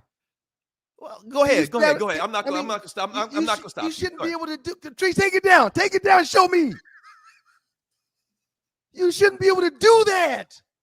You what? Shouldn't be able to stop me from what I'm doing when I'm doing it. That's you why be able to disturb my flow. That's why I said go ahead. I thought about it and said go ahead. But you stop me first. If I show you the same energy, it's going to be a problem. Throw it out. I want to throw them out. Never mind. I want to throw it out. Throw it out. Go ahead, man. Stop playing, man. We need to establish some rules. We need to keep the records properly. We don't need to be wondering what's going on. And you can't interrupt me when I'm trying to sell my pitch to the people that's listening. But you do that to me all the time. Now you want to throw it out? Come on, man. Go ahead and read out your list. Go ahead. Number 3, taboo. The objective of taboo is players having to play with their partners, and they pick a word off of a card. And there's other words on the card that you can't use.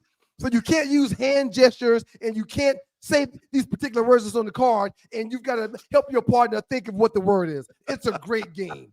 Number 2, man, and I was the best at it. They call me Steady Hands Ryan. The game of operation. When you use tweezers to remove Cavity Sam's ailments, And this game was a classic. All right. And last but not least, man, it's a long game and probably too long. And that's probably why some people don't want to play it. But the great Monopoly, man. Monopoly teaches kids about money, about real estate, about taxes, about not getting locked up. About taxes. About taxes, about chances. Teach you about the railroad system. I mean, it's a great game, man. And that's why I've got it at number 1. That's my list. That's my top 5. Bring his list back up one more time, Tree. And you're watching it too. Checkers, chess, taboo, operation, and Monopoly. Let me go down the roll on why you're not going to win this. Or do you want me to just go ahead and read mine? Don't even read yours. Don't even critique yours. I've already texted my lawyer. You go ahead. I really feel the need to critique your list. Go back to Ryan's list. Ryan's list, Tree. That's a great list. That's a great list. Okay. Yeah. Tree's gonna make me go through my. And also, these are all board games that everybody's played. I guarantee you that too. That's why I'm going to win. I think I saw your list already. One constant theme in your list. No, don't talk about my list. Don't push your list up by talking down on mine. Right. Just do your damn list. Go ahead and put my list up, Tree. And you're watching the 2 Last Tuesdays. Why are you talking about my list? Top 5 old school board games. Number 5, the game of life. Life. Number 4, sorry. Wait a minute. Sorry. This ain't What right. are you apologizing for? We're doing the top 5. Why are you apologizing? Tree, did you not get my updated list this morning? Oh, I got Come it. on, Oh, come on, Tree. Come on, Tree. Oh, this is great. Oh, No, this come is on. great. No, come on, got Tree. I got Listen, receipts. Tree, please, while you're here, Tree, please bring my lawyer up. Bring my lawyer up too, please. Can I please speak before we bring lawyers and anybody? A couple things. Douglas, or Ryan and Doug, something is going on with the system. I'm not pushing people out. Y'all are like going dark. Doug said he couldn't see something. Yeah, so I don't know I didn't see the show open at the beginning of the show. I don't know what's going on, but I'm just letting you all know that this is happening. So please know that I'm not delaying or anything like that. So some grace. Okay, gotcha. Now, regarding this top 5, Douglas, it is not right for you to disparage and critique someone's list. It's his top 5. You do your top 5 and let the people mother flipping decide. It's the people show, man. You're not acting like it's the people show. Okay, fine. Even though we've done that every single time that we've done this thing, but okay, that's fine. It's a new year. Tree, I got one more question. I'm sorry. You had a question for me about a new list after the one you sent this morning. No, not the one not after the one I sent this morning. The one after the one I sent last night. I sent you a new list this morning, updated. You didn't get that? So, I got a list at 9:11 favorite. No, and then it looks like you sent me something at 6:05. I did not receive that. I was in the shower at 6:05. Listen, you know you're that. probably showering at his house too. Y'all need to get your business together. Tree, y'all all over the place. So right now. This ain't got nothing to do with the top 5. Go ahead. We'll present my list when we come back from the next break. Yeah. Yes, thank you. I knew that wasn't my list. My list is a winner. Ryan, I really don't. Okay. So we got to create a cutoff time for sending lists too. Listen, I think because I get up at 4, I start to shower around 6. That's 2 hours. You shower for 2 hours? I get up at 4. I do the show. A mud wrestler? Prepping, and then I go away at 6 o'clock to be back at 6:30. You got mud places she can't get to. He's in the shower from 4 to 6 o'clock. What the hell are you doing in there? God damn. Ooh. I thought Morgan took a long shower. Golly.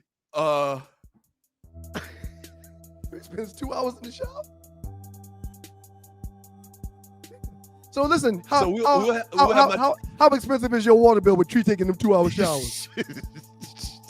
I take those showers over here. Stop that. All right, so she'll have my top 5 when we get back. She'll have my top 5 when we get back. We're taking a 5-minute break. And listen, okay, I want to point out some things about your list. You that's inappropriate. I shouldn't do that. After you present your list, I'll decide if we can talk about my list. Okay, you can talk about mine. I don't want you to fly. No, I'm a righteous person. I'm not going to talk about yours and try to downgrade you to upgrade me. I'm not going to do that. Where did this come from? That's how we did it the entire last year. Is this a New Year's Eve resolution and nobody told me not to talk about each other's top 5 lists? We're going to get to this chat up next after we figure out Doug's top 5 because he sent Tree 3 lists. He's like, Tree, post this one real quick and then take it back down and let's get their thoughts. And then if that don't fly well, put this one up. I know what's going on over there, man. It's your boys, Doug Stewart, Ryan Stewart. We are the Two Live Stews, and this is the Two Live Stews Experience. Good morning. Hope y'all making it a great morning. Thank y'all for joining us. Up next, we'll finish the top 5 and we'll get to your chat. More super chat to read. Shouts out to your Uncle Mike. Thank you, man. Appreciate you. Y'all keep it locked to the Two Live Stews and the Two Live Stews Experience. The SCSU, South Carolina State University Atlanta Alumni Chapter, Winterfest Gala, South Carolina State University Bulldogs HBCU Unity event. This will be a premier event in the city. When is it? Saturday, January 11th, 2025 in Atlanta, Georgia, 7:30 p.m. Where's it going to be at? It's going to be at the Atlanta Metropolitan State College, 1630 Metropolitan Parkway, Atlanta, Georgia. Action. Here's the action. We need you to buy your ticket. Your donation of $125 will allow the SCSU Atlanta chapter to raise significant funds for our current students and those planning to attend South Carolina State University. Join us for a night of partying with a purpose. That's a great Tom Joyner used to say, SCSU Bulldog style. Again, that's Saturday, January 11th, 7:30 p.m., Winterfest Gala. Get your tickets at scsuatlbulldogs.org. That's scsuatlbulldogs.org. Don't meet me there. Beat me there. I'm going to be there. That's what's up. I'm going to be there. Shouts out to the good folks at South Carolina State, man. Absolutely.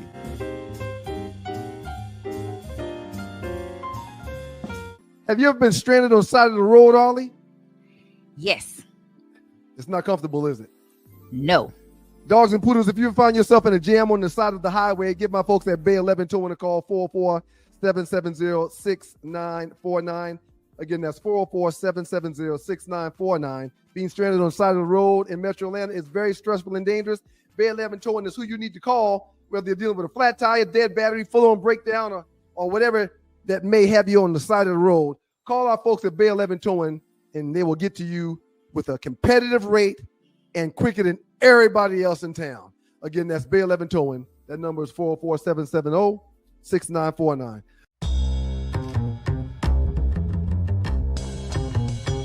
When you know what to do with what you got, you can do more with it. All right? So shouts out to my man Lavrell, as well as the World Changers, making this thing happen and getting it done with your financial needs. All right? The World Changers help empower individuals and communities throughout financial education and implementation. Your agent, Lavrell Hawkins, has made significant strides in the financial services industry, using his expertise to guide and support others in achieving financial stability as well as success. Lavrell uses an holistic approach that addresses the mental, physical, financial, and spiritual aspects of being in a well space and place when it comes to your finances, all right? Y'all give them a call, 919-764-4626. That's 919-764-4626. The World Changes Financials and Lavrell are dedicated to empowering you and your communities through financial education and implementation. 919-764-4626.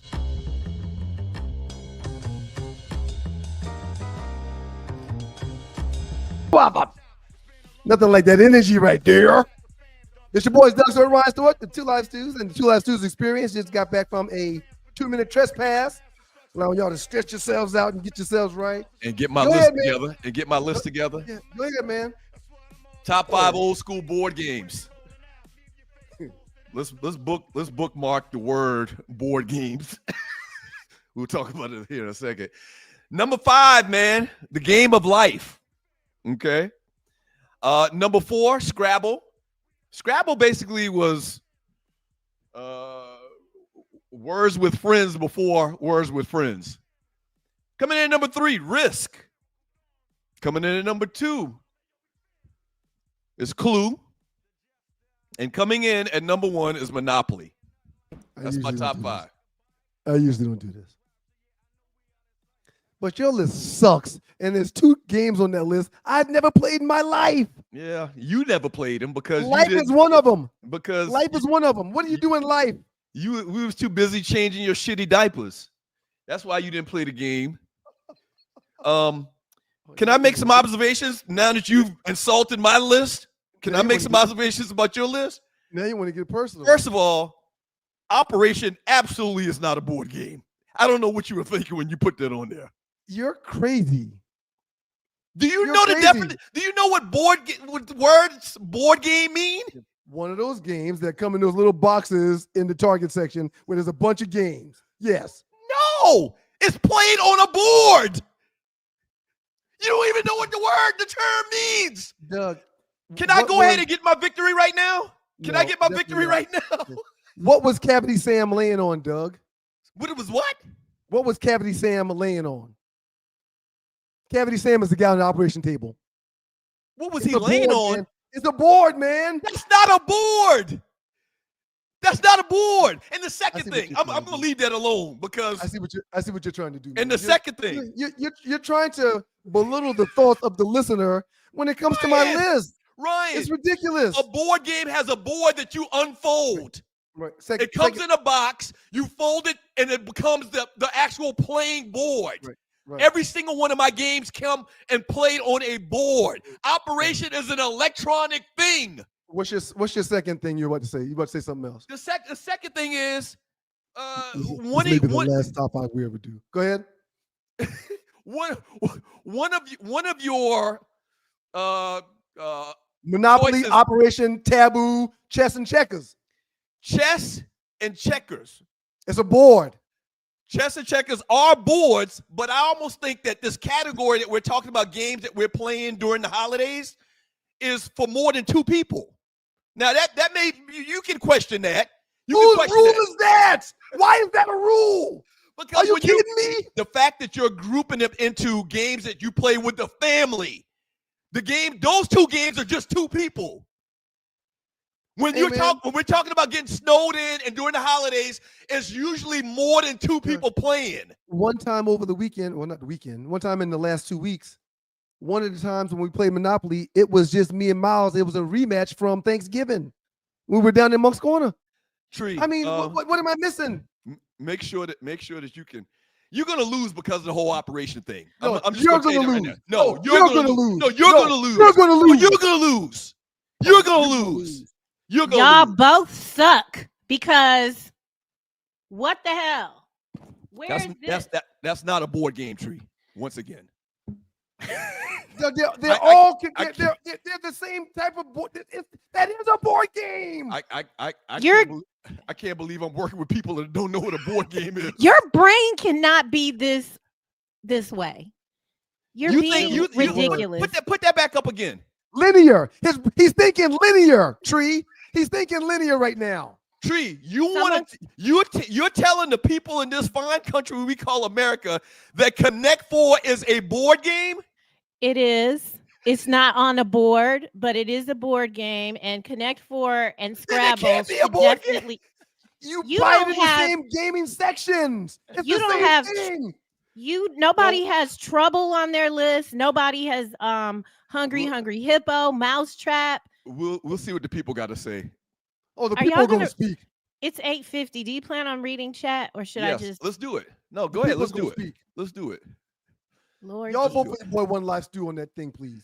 On that thing. Well, if they vote the truth, they can't vote for you. You're disqualified, really. I think the results will be overwhelmingly in my favor this go round. Okay. I think we've read all of the power chat. Ryan Dog 12 said, well, damn, Jenga's a board game too. If y'all just calling things that's not board games, Jenga's a board game too. You always looking. Sydney Jackson, Julian We've read Jackson, all of that. Uncle Mike, thank you. Okay. So from Sydney Action Jackson, maybe Jalen is a big fan of. Oh, you already read that. See, this is what happens when there's a lot of people doing. Okay. All right. Doug can just lean over and hand Tree the updated list. I didn't star that. Right. I didn't star that. Right. Tree is not at my house. Who starred that? Yeah. I'm sorry. I've heard of the building fund, but now we need a water bill fund. Who? Naughty. From Mr. International. Dang, no battleship. Not a board game. Exactly. That's a good one. I missed that one. That's a good one I missed right there. I played Battleship so much. That's a good one. Battleship? How? Okay, go That's ahead. a good one. That's a real good one. Battleship. From Trevard Porter. Naughty just be saying anything just to say anything. What did I miss? What did Naughty say that I missed? I mean, he actively works the chat, so there's no telling what could have been said. From Mealhouse 79. Good morning, Stewettes and Stewies. I'm a UGA Falcons, Hawks, and Braves fan. Bottom line, with UGA, Neil has killed our deep talents. We had too many NIL, right. clear people in the athletic positions. Oh, yeah, we didn't really get into it earlier, man, but the days of dynasties are over. We kind of mentioned it last week. Like, this is great. Guys that could start for other teams, they're not going to sit on the bench anywhere. Right. I mean, it was a given that when you went to college, if you wasn't like the number one player in your state, you were going to have to sit for at least 2 years. At least 2 years. Or two. Right. When I got to take them cats looked at me like, oh, you think you're going to play this year? I'm like, hell yeah, I'm going to play. No, you're not. Right. You may not play next year either. Right. Why? It just don't work like that. From John, I'm sorry. Real quick, that's a debate that we had with Claude. Right. We were on the phone about that. That's not happening anymore, man. 20 years ago, Clemson, UGA, Florida State were the only schools paying kids. Right. Now everybody can legally pay them. Do you remember that team Miami had where they had like 4 first-round running backs? Clinton Portis, McGahee, Portis. They had like 4 first-round running backs. Right. That will never happen again. No. As the way it stands right now. Go they ahead, gotta wait to play. Yeah. From John Taylor. Good morning from Wahiwa, Hawaii. Thank you. Okay. Hey, Thank you, John. What up, John? You, That's John. our folk. I remember John Taylor. Appreciate you, John. From Raider Kev. Question: how do you convince 52 men whose job is on the line every game to lay down and fix the outcome of a game? Do you only play your backups and perhaps get fined by the great league? Call, great text, Raider Kev. Yeah, everybody that's on the field, and it's 53 men per roster. Every man that's on the field has to bust their behind and do their assignment to continue and maintain their job. So you're not going to get players to lay down. You're not going to get players to not try. But that's where the coaches position said player to do the best that they can in a way that's not going to affect the game, if you know what I'm saying. I'm not saying that players throw games. No way in the world. But there's ways, if you're trying to get a high draft pick, to do that while your players are still busting their butt on the field. From Mr. International, thank you for another donation. Winning football is boring. Alabama was the best when they ran the ball and controlled the time of possession. Kirby Smart got out coached, and they let this kid on his first start in a semifinal game. They let this kid that had never started a game before throw the ball way too many times. Yeah. When you've got the offensive line and the running back that they have, right, thought he was dual threat. When you've got the offensive line and the running back that they have, they should have ran that ball 30 times in that game, 40 times in that game. Ball award to Marcus Freeman once again. Shouts out Marcus Freeman. You did a great job. You out-coached Kirby Smart. From the great Rel Scott, he wants to know, does Doug really have a job with these jive time 10-minute meetings? It was longer today. What happened? It was 12 minutes today. It's a new year. Y'all got some new rules. I told y'all what it is. It's like, I don't want to call it BS because somebody might be listening and go back and tell our boss. It's basically something they just want to put eyes on us that we up and out of the bed because, you know, that's the world we living in corporate America because nobody's in the office and they want you to be productive. But you could do that 10-minute meeting real quick, man, and go right back to sleep. Technically, yeah. Do these people know your personal handles? You let people you work with like follow you on social media? No, I try not to, but You know. Yeah. From Chris C. And I have a note to talk about this, Ryan. The middle fingers are out of bounds. That's what I thought. I thought agree with Ryan though. And I don't feel like Ryan is trying to be liberal. He's being like Jesus. It's not a judgment. It's just these kids don't work with 1975 parenting. Agreed. He's trying to meet. What is throwing middle fingers up at 6 years old got to do with 1970 parenting? I've been in situations where a couple of parents in this area around here, I've heard their kids curse in front of them, and I jump like this, and said parent just acts like he didn't just curse. It's different now. It's a different day. No, but is that right or wrong?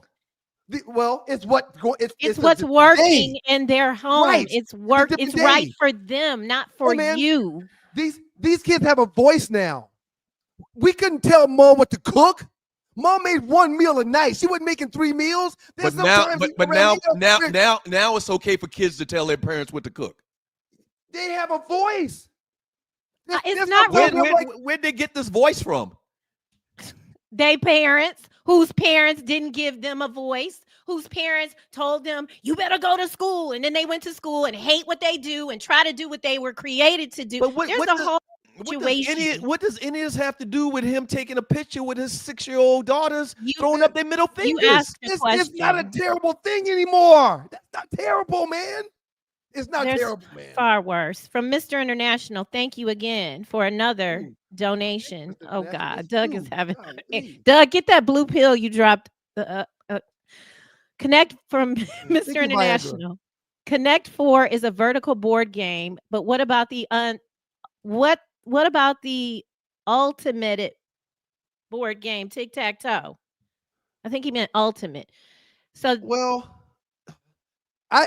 I never played tic-tac-toe on one of those boards. I've always played tic-tac-toe on just with paper and pencil. Yeah, right.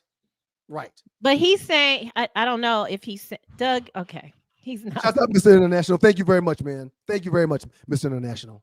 See, Doug, why do you let these? It's just a difference of living. But yours isn't right. His isn't right. No, I know it's right for a father not to take a picture with his 3 daughters, his 6-7-year-old daughters throwing up their middle fingers. I know that's not right. I never said that was right. I never said that. No, I'm talking to Tree. As a matter of fact, Tree just made the statement about you're not right and I'm not right or whatever. As a matter of fact, I said it was wrong. I don't agree with it. However, he's there. And that's gotta matter. That's gotta matter, man. From Antonio Allen. Let me ask you this question. You're watching the 2 Live Students Experience. Say the dude is a father. Say the father is running a dope organization out of his kitchen in his house. That's not what we saw in that picture, sir. Can we? But he's with his daughters. He's with his kids. They're joining in. They're helping him sell his dope, package it, and sell his dope. Going way Man, stop it. What do you mean? You said he's there. Right. He's there. They're helping him bag up the dope and push the dope out the back door. What's the difference between that and that example we just saw of Jalen Ramsey? I'm not going to pat any father or parent on the back that's bagging up drugs with their kid. That's illegal. Your whole premise is he's there with the kids. That's illegal what you're talking about. That's illegal. No parent is allowing the kids to do things that's illegal. They're both wrong. One is illegal and one is wrong based on who you're talking to. Some people don't care about that. Who cares? From Till Dog 12, y'all act like clear kids haven't been disrespectful around their parents for 50 years. So why is it a problem with Jalen? And we talk shit about kids that talk back to their parents, white kids that talk back to their parents forever. The white kids that lived in our neighborhood, shout out to you, T-Nice. We appreciate the super chat. The white kids that lived in our neighborhood would talk to their parents like they were talking to their homeboys. And the parents didn't care. Yeah, but we talk negatively about that. Right. Again, 30 years later, I see kids cursing around their parents all the time, man. Wow. Unfortunately. I like this question. If a father is working a trap house but is fathering his children, he's still fathering. Yes. I'm gonna trap house is illegal though. He's not. Naughty didn't say he brought the kids into the trap house. He said he's working a trap house. I don't want to talk for Naughty, but that's.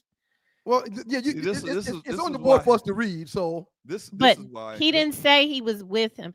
It's okay not to. Child, I ain't finna do this. Let's do this. We got to get out of here. It's after 9. I got to get out of here. Definitely. Yeah, don't even want to work. You don't want to even work no more. We ain't done with the chat. We got more. Two things. This is why we need and we appreciate y'all donations for the show because we really need 2 more hours. Please like and share. Go ahead. So that you can be upset when there's not upset, but like just appalled and grabbing your pearls and stuff. I am absolutely appalled that y'all are trying to defend this man taking a picture with his 5-6-year-old daughters, throwing their middle fingers up. I am appalled. Okay. I am. Can I tell the people something about the ball before I go away? But Doug, I got 2 things I got to mention. Are you not appalled with absentee fathers? Yeah. What's more important? One conversation has nothing to do with the other. Why can't I be appalled at both? Right. What are you talking about? I don't even understand why you brought up that comparison. I'm appalled at both. I'm appalled at absentee fathers, and I'm appalled at a grown-ass man taking a picture with his 5-year-old daughter throwing their middle fingers up. I'm appalled at both. T-Nice112, thank you very much, man. Please like and share the show on Facebook, Instagram, and other socials. Thank you, T-Nice. It's very important, man. Thank you very much. From Craig, Uncle Mike Pryor. Thank you for your $5. Another $5. How much does 2 hours cost, Douglas? You can't. Well, we got rate sheets that we can absolutely send you. Email me, sme.dougstewart@gmail.com, sme.dougstewart@gmail.com. And we have rate sheets for internet-based advertising as well as show sponsor, entire sponsor. This is the way. Thank you, Richard Bullock, not wanting us to leave. Doug, do you really have to go? Yeah, I do. These people don't want. Okay. I do, but I need to make 2. I need to make 2 mentions. Y'all can stay. Y'all can stay a little longer if y'all have to. I got time to read more chat, and I see Ollie and Dress still here too. So yeah, especially with super chat still coming in, we just can't run away from the super chat. We just can't do that. Yeah. Thank you, Richard Bullock. Thank you, Richard, for your $10 donation. Thank you, Richard. So we really need and we really would love to have the option to add another hour or 2 onto the show. For a couple of years, we did 4 hours. People forget that. The majority of the time when we were on radio, we did 3 hours. But I think for like a 2-year run, we did like 4 hours, man. So it's not anything. We would love to read all of this chat and laugh and giggle and have fun with y'all. Absolutely. Oh, Naughty, this is a good one right here. Yeah, we need to stay. Read that. We need to Go stay. ahead. This is why we sometimes we don't sound small. If you give your children candy, regardless of the ingredients that cause ADHD and other syndromes and diseases, you are not a responsible parent. He's implying that there's a lot of things that we're all doing that aren't right. That's very good. And that's good. Come on. Very good, Dread. Yeah. Very good, Dread. I like that. Black Diamond. She says she supports you, Douglas, and $20 to show it. Well, thank you, Black Diamond. I mean, it's really common sense. I don't understand. Common sense ain't too common no more, I guess. That is so rude. I guess. I just wanted to tell everybody that the tickets for the ball are right now $100. A $100 donation. I bought 2. Right. I just wanted to share that with y'all. Okay. I'm going to also purchase one when we get off the show.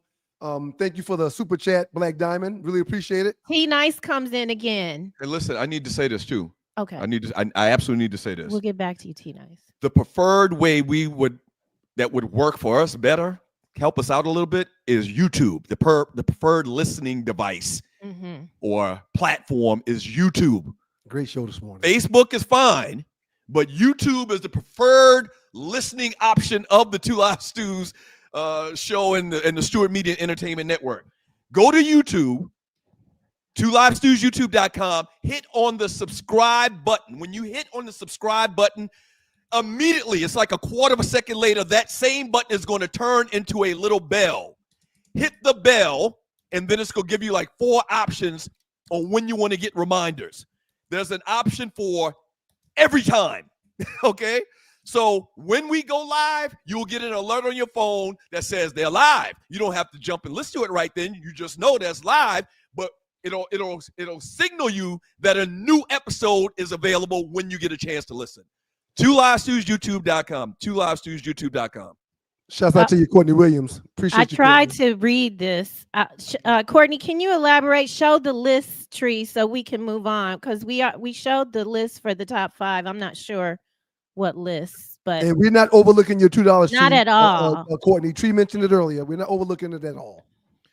Are you staying, Doug? Should we bring other people in? Send me Ryan's list, and I'll have the top 5 in the top 5 poll up in the 2 Live Stews group by noon. And then you're not going to talk to me the rest of the day because you're mad. I really hate that you got to leave, Doug. I hate that you got to leave, man. But we'll see you later. You got to go make the deals. I understand. Oh, there's his smiling. Bye, Douglas. Love you. Bye. Get out. A plus today for you, man. Good job. Get out. Get out. Hey, Arlie. Hi, Arlie. What is that music? What's happening? Well, they're doing other things back there. Hi, Arlie. Arlie. We're talking to you. Hello. Can y'all hear me? Can you hear us? Can you hear? Okay, now I can.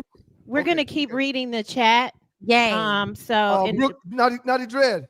Yes. Thank you, man. That was really good. That was really good, man. That was really, really well thought of. You're exactly right. There's no such, in my opinion, there's no such thing as a good or a bad parent, because good and bad is subjective. I mean, you do the best you can to love your children. If you're doing that, then you're awesome.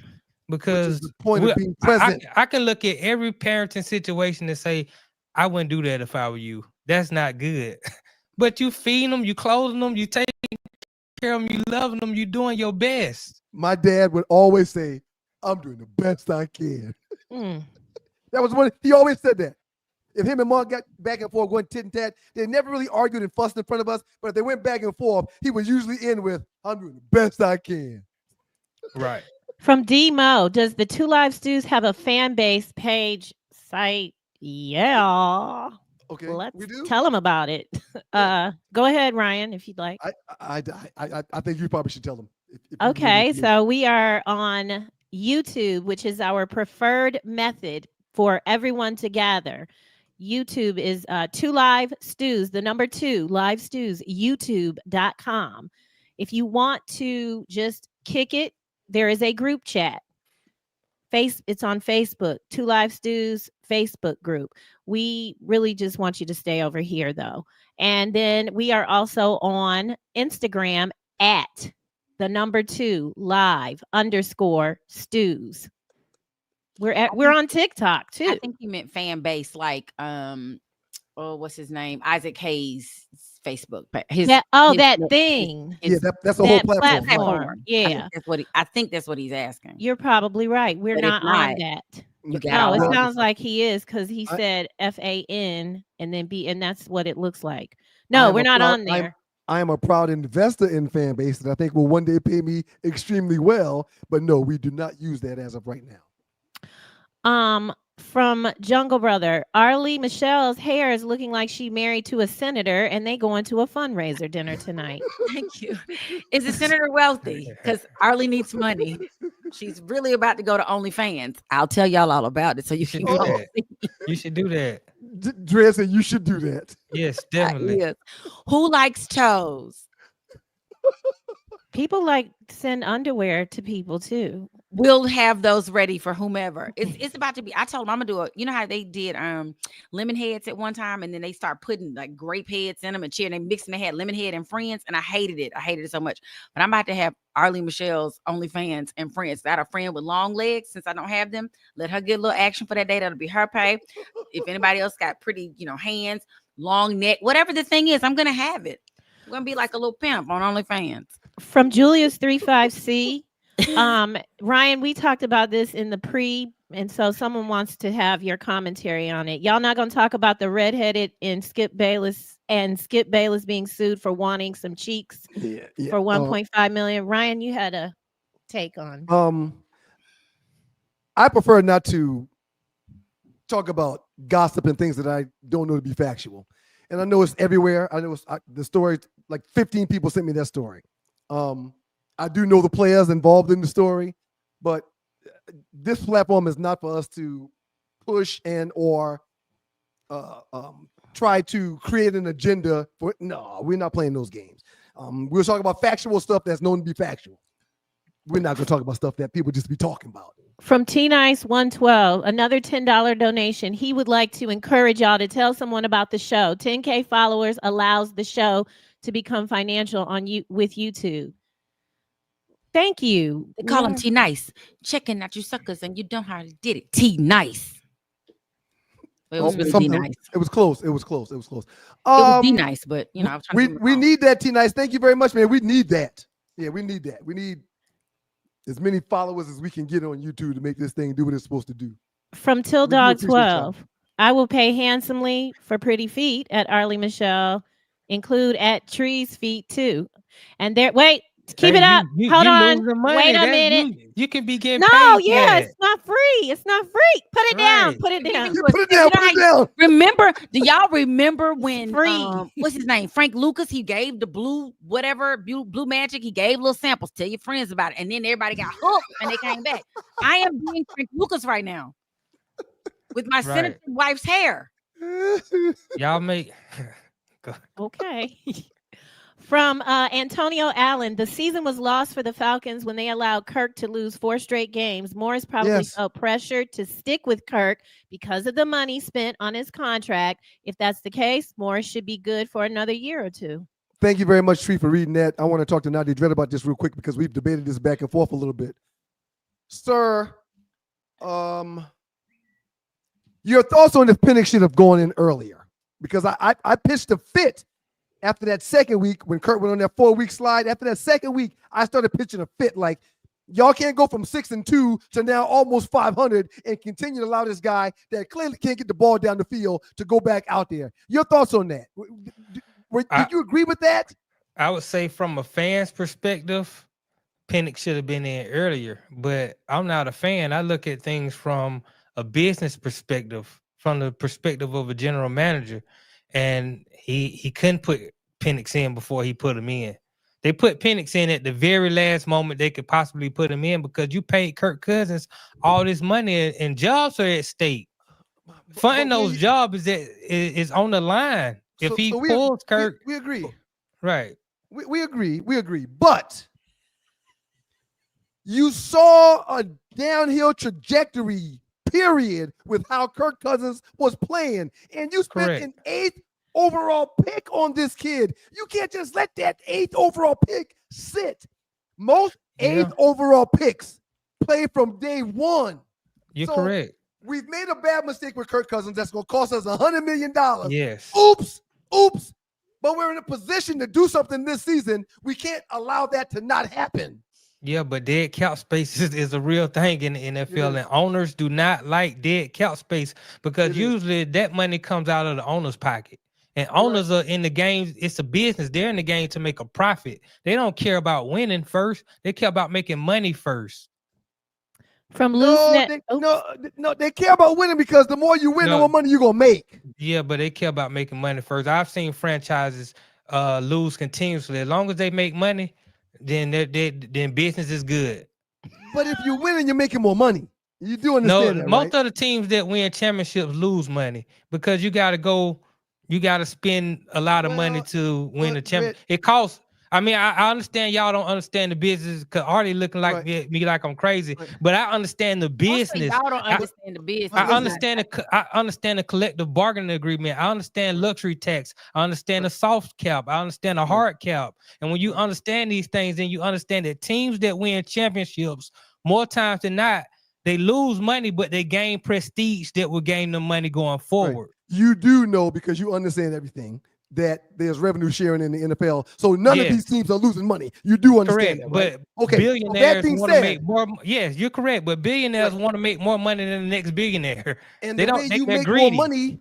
But you make more money, as you already stated, Nadi, when you win. Because you win. You make more money when you win. Prestige is important. Yes, I would agree. Not to win the prestige. I'm going to win because there are going to be other opportunities that come with that. So I'm going to ultimately make more money in the long run than losing money by losing. You're correct. Going forward, you will stand to make more money. It's okay sometimes, Nadi, to be like, you know what? You're It's but okay. you're not right. We're I'm not talking about me. I'm not talking about just me. I'm talking about people in the world. Yeah, there I are understand. people who I do. Right, when people are right, I say they're right. You will argue anybody down. People say the no show at 7 o'clock on Wednesdays. When people are right, I say they're right. Never have I heard you say it. So I guess anybody ever been right. I've said it plenty of times, but in this case, owners do not want to lose money this year. They don't want to sacrifice a year. That's all I'm saying. Hi, from Loose Neck in Perpetuity Sigh. Another donation, Ryan. Another donation. Thank you, Arlie had me at the big toe. Thank you. One second. We'll get back to that in a second. Hey, no, we're gonna talk about my big toe making money. We're gonna get to the big toe. The revenue sharing and losing are two different things. Yeah, you're correct.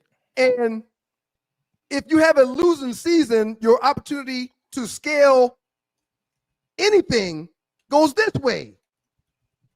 So by them winning, Tell the truth. It no, depends on it your is. fan base. It is. Right. Some fan bases are stronger than others. Right.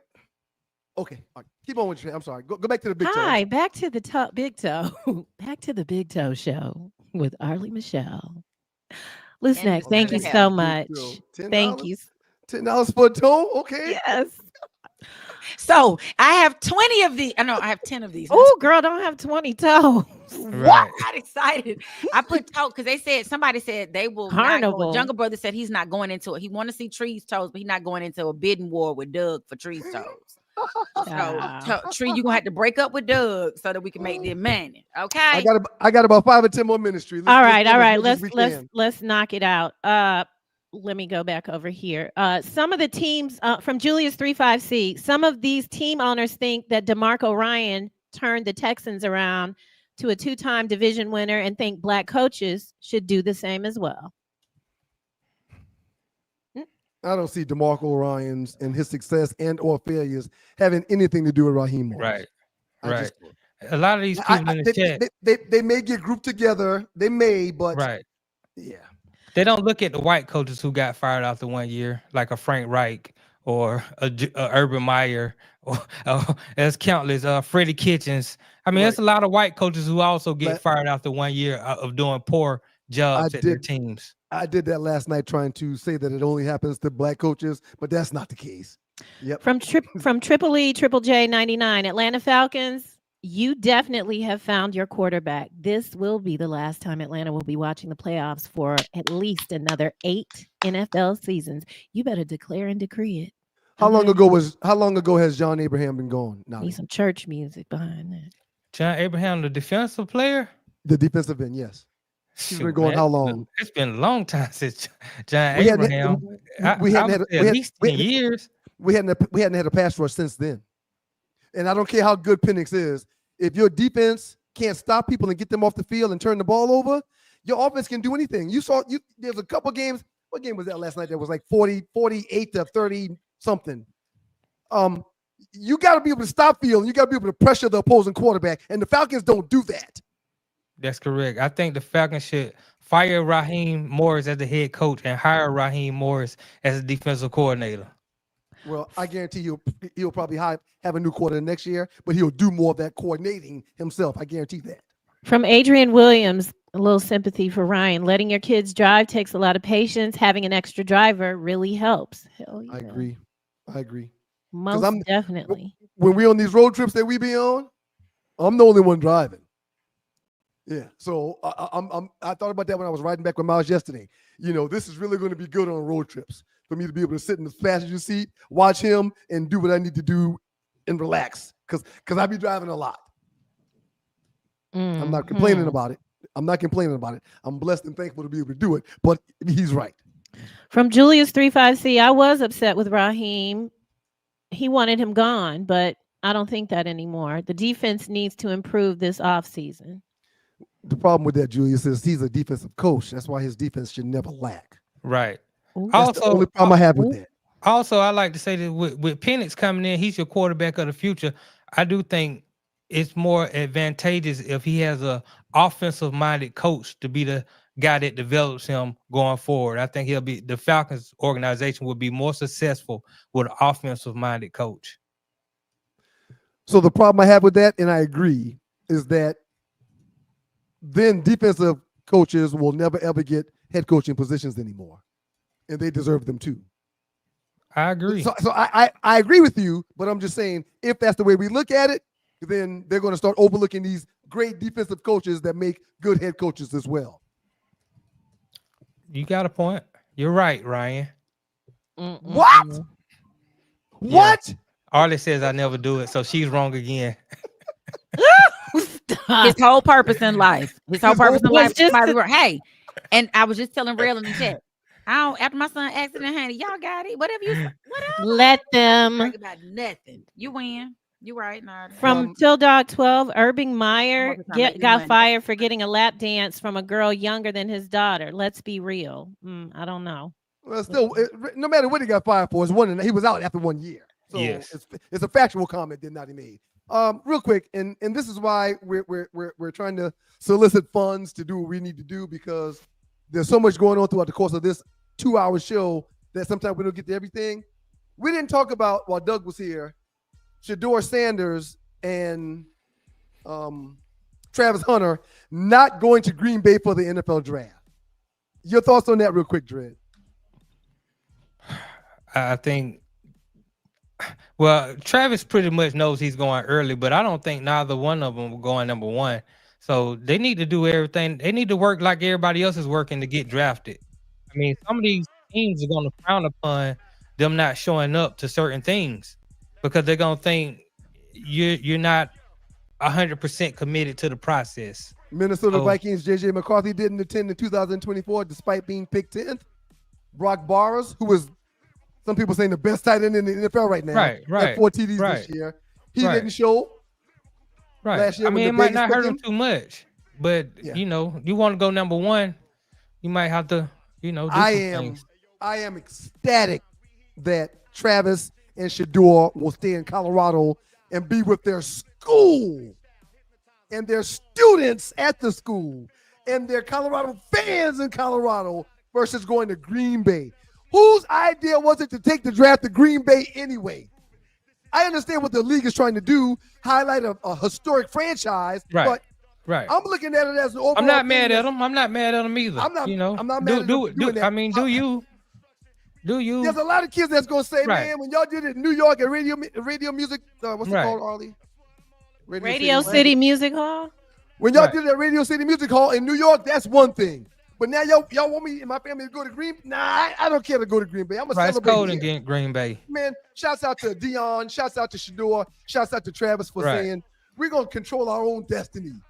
We're gonna make this thing what we want it to be. We're gonna reward the city and the school of Colorado for us being here. We're gonna bring that's a good idea. They should have all the juice to them.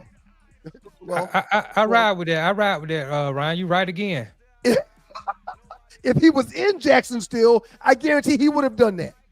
But this is just more of Dion's cachet to show his worth and his value for where he is. It's brilliant. It's brilliant. Great show. You with me like 5 times today. That's great, man. Wow. I do that often. When people are right, they're right. A+ to everybody in the chat room. Thank y'all. Sorry we didn't get to all of it, man, but we did stick around a little bit longer to do so. When this money starts coming, we got to all the money, though. We got to all the money. We'll always get to all the money. I guarantee the money. But shouts out to everybody in the chat room. Thank y'all very much for your chat, for your conversation, for your communication, and for your text. Thank you very much. Super chatters, thank y'all. 1, 2, 3, 4, 5, 6, 7, 8, 9, 10, 11, 12. That's 13 blessings that you guys have put upon us today during this show. Thank you very much. Arlie, thanks for the millions who are watching. Yes. Naughty, A+. Tree, A+. Doug's not here, so I'm not going to give his grade. It was the one day he wasn't going to get an A, but we're not going to do that. God is good all the time, and all the time God is good. If you don't know him, you need to find him and show him love. That's all he's showing you, nothing but love. Thank y'all so very much. Happy New Year to all of you. We're looking forward to it. Two Last Stews Monday and Thursday at 7. The Tea with Tree when she brings back the second season on Tuesdays at 7. Sweet. The No Show. And the No Show Wednesday at 7. It's gonna be on and popping. No, it isn't. And on Wednesdays, just speak. Not this Wednesday, no popping. And on Wednesdays at 9 o'clock after the No Show, the Joe Hamilton Show. with me, Joe, and other people as they choose to come in and spend some time with us. Thank y'all very much. Thanks, everyone. Love you. Thank y'all. I'm in the senator off to our function. Can we get those loans written off? Those student loans? Yes. It was very bouncy Can you today. stick that It was toe? very Never bouncy. mind. Never mind. Every time you moved around, it was bouncing. And y'all notice I'm from a seated position. I'm standing and I just pick my foot up. Flexible. Bye. We'll be selling foot time Wednesday.